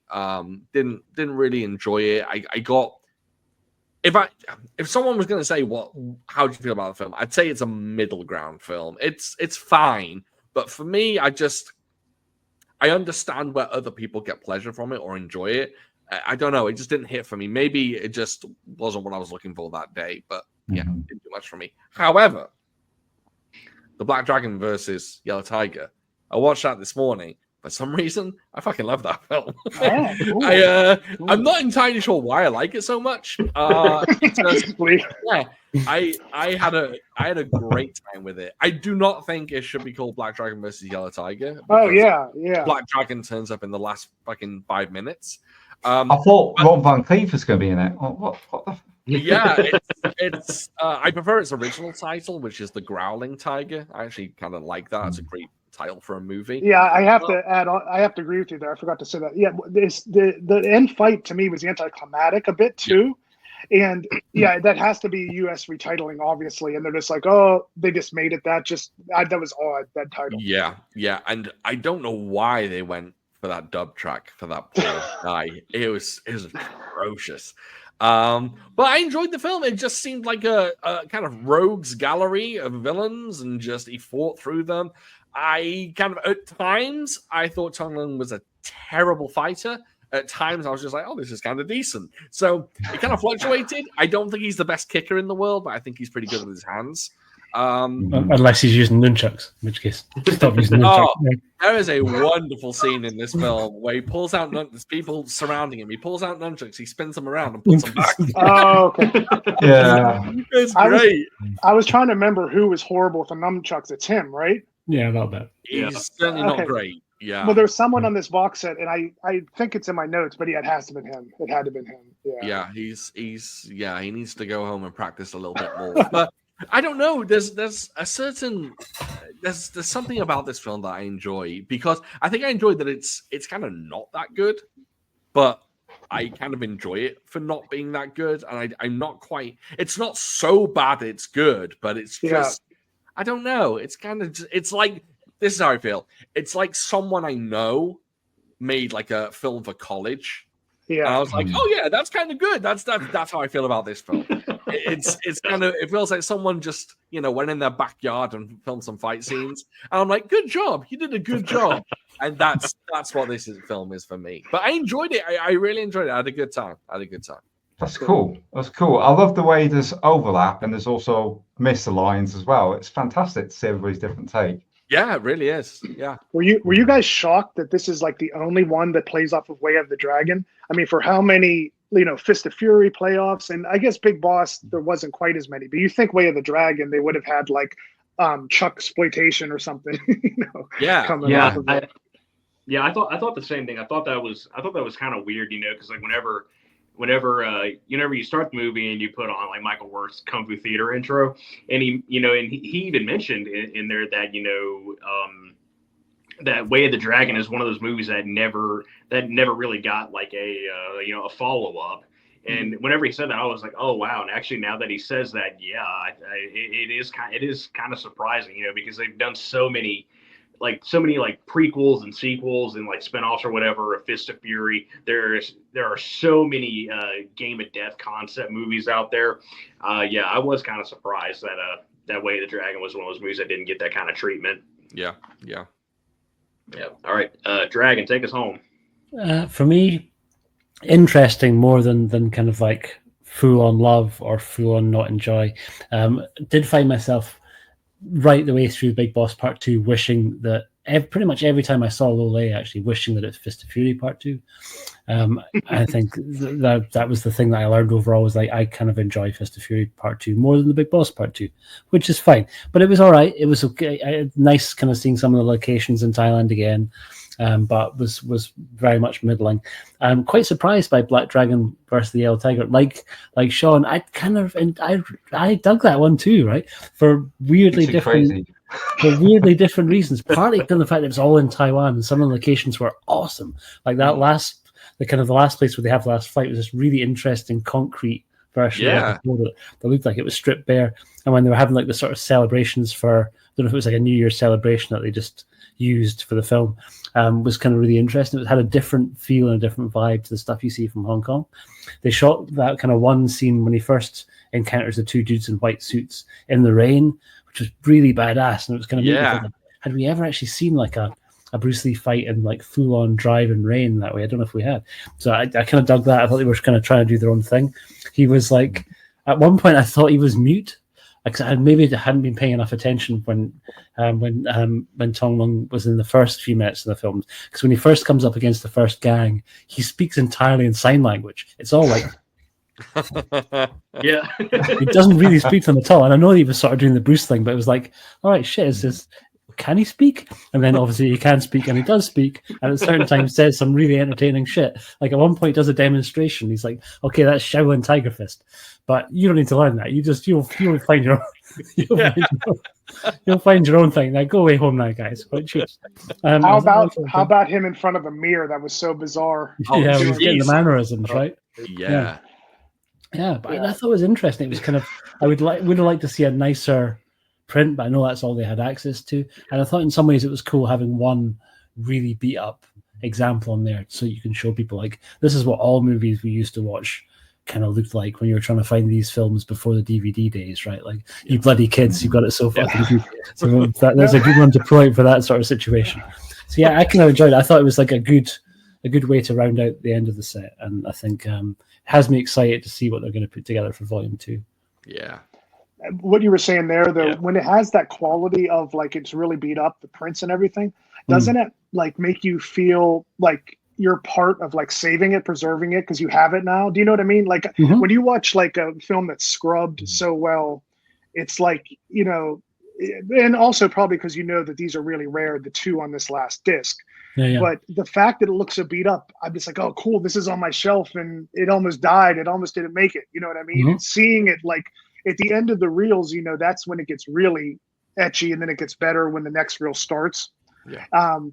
Some of those end of the reels on some of these, it was like the whole screen was like disintegrating and green was flying, and then it like corrected. It was like, wow, is it going to make it? But I thought that was cool. Like you get that preservation feeling when you see the film just look like it's like this has been played in a theater a lot.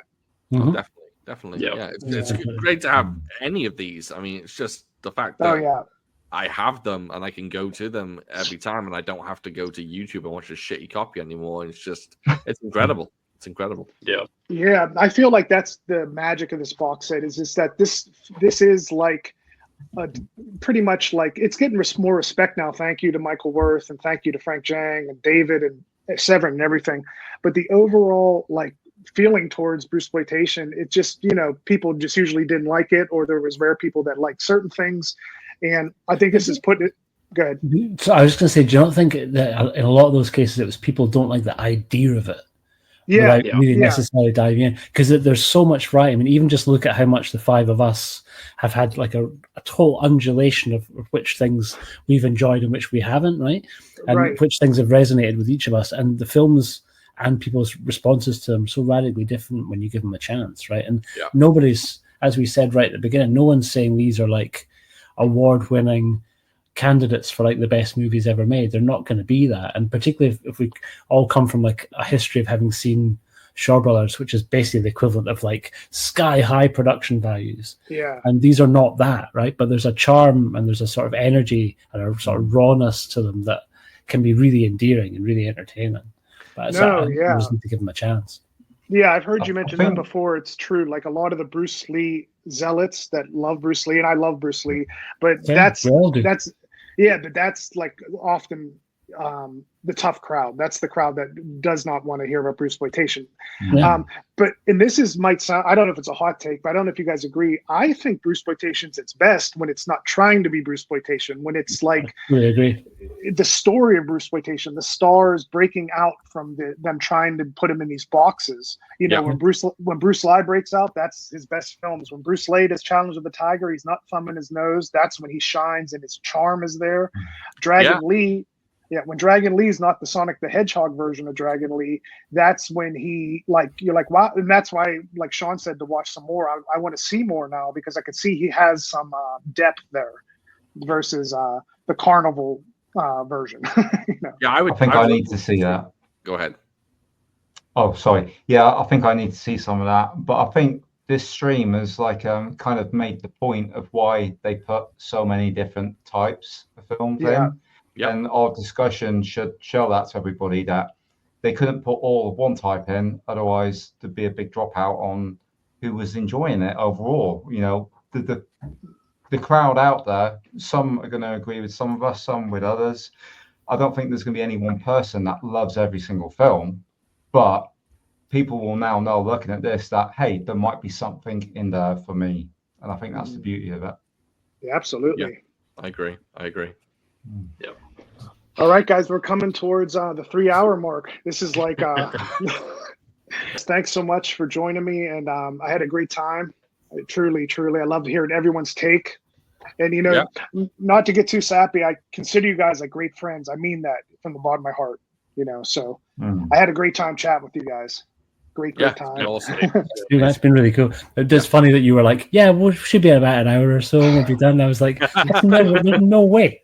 No way. Yeah. Well, I was brainstorming. I was like, let's just do the rounds. And I swear to God, at the beginning, I thought, well, you know what? If it's 15 movies and I did the math, like there's no way it was going to take 1 minute to go around. You know, it's like, could it be 5 minutes? And then I was like, maybe let's just do it by disc. And, you know, it's good for us to all give our takes, but wow, 3 hours. I was far off on that. Come on. Caleb was going to be an hour on camera and connection all by itself. Good stuff. All right, fellas, any parting thoughts or anything you want to add in? Just roll on volume 2. I'm sorry. Yeah, I agree. Volume 2. Let's get Blind Fist of Bruce on there or something that will really bring people in and you know, give them the complete variety of what Bruceploitation is. Dynamo. If I don't say this, I'll be remiss. I want Michael Worth to know that he's Shaz's favourite part of the box set. She said it's like watching Alex Cox on Movie Drone. She said he just sets you up for it beautifully. So shout out to him and the whole team. Absolutely fantastic job and very psyched for box set. Thank you, guys. Yeah, Michael did an incredible job. Michael, very much the patron saint of Bruceploitation at this point, I think now. He's like the one that's protecting it and cherishing it and restoring it all for all of us. Absolutely. Yeah. Legend. Good job. Well done. All right, guys. Thank you. Catch you in the next one. Catch you later. Thank you. Thank you, gentlemen. Thank you.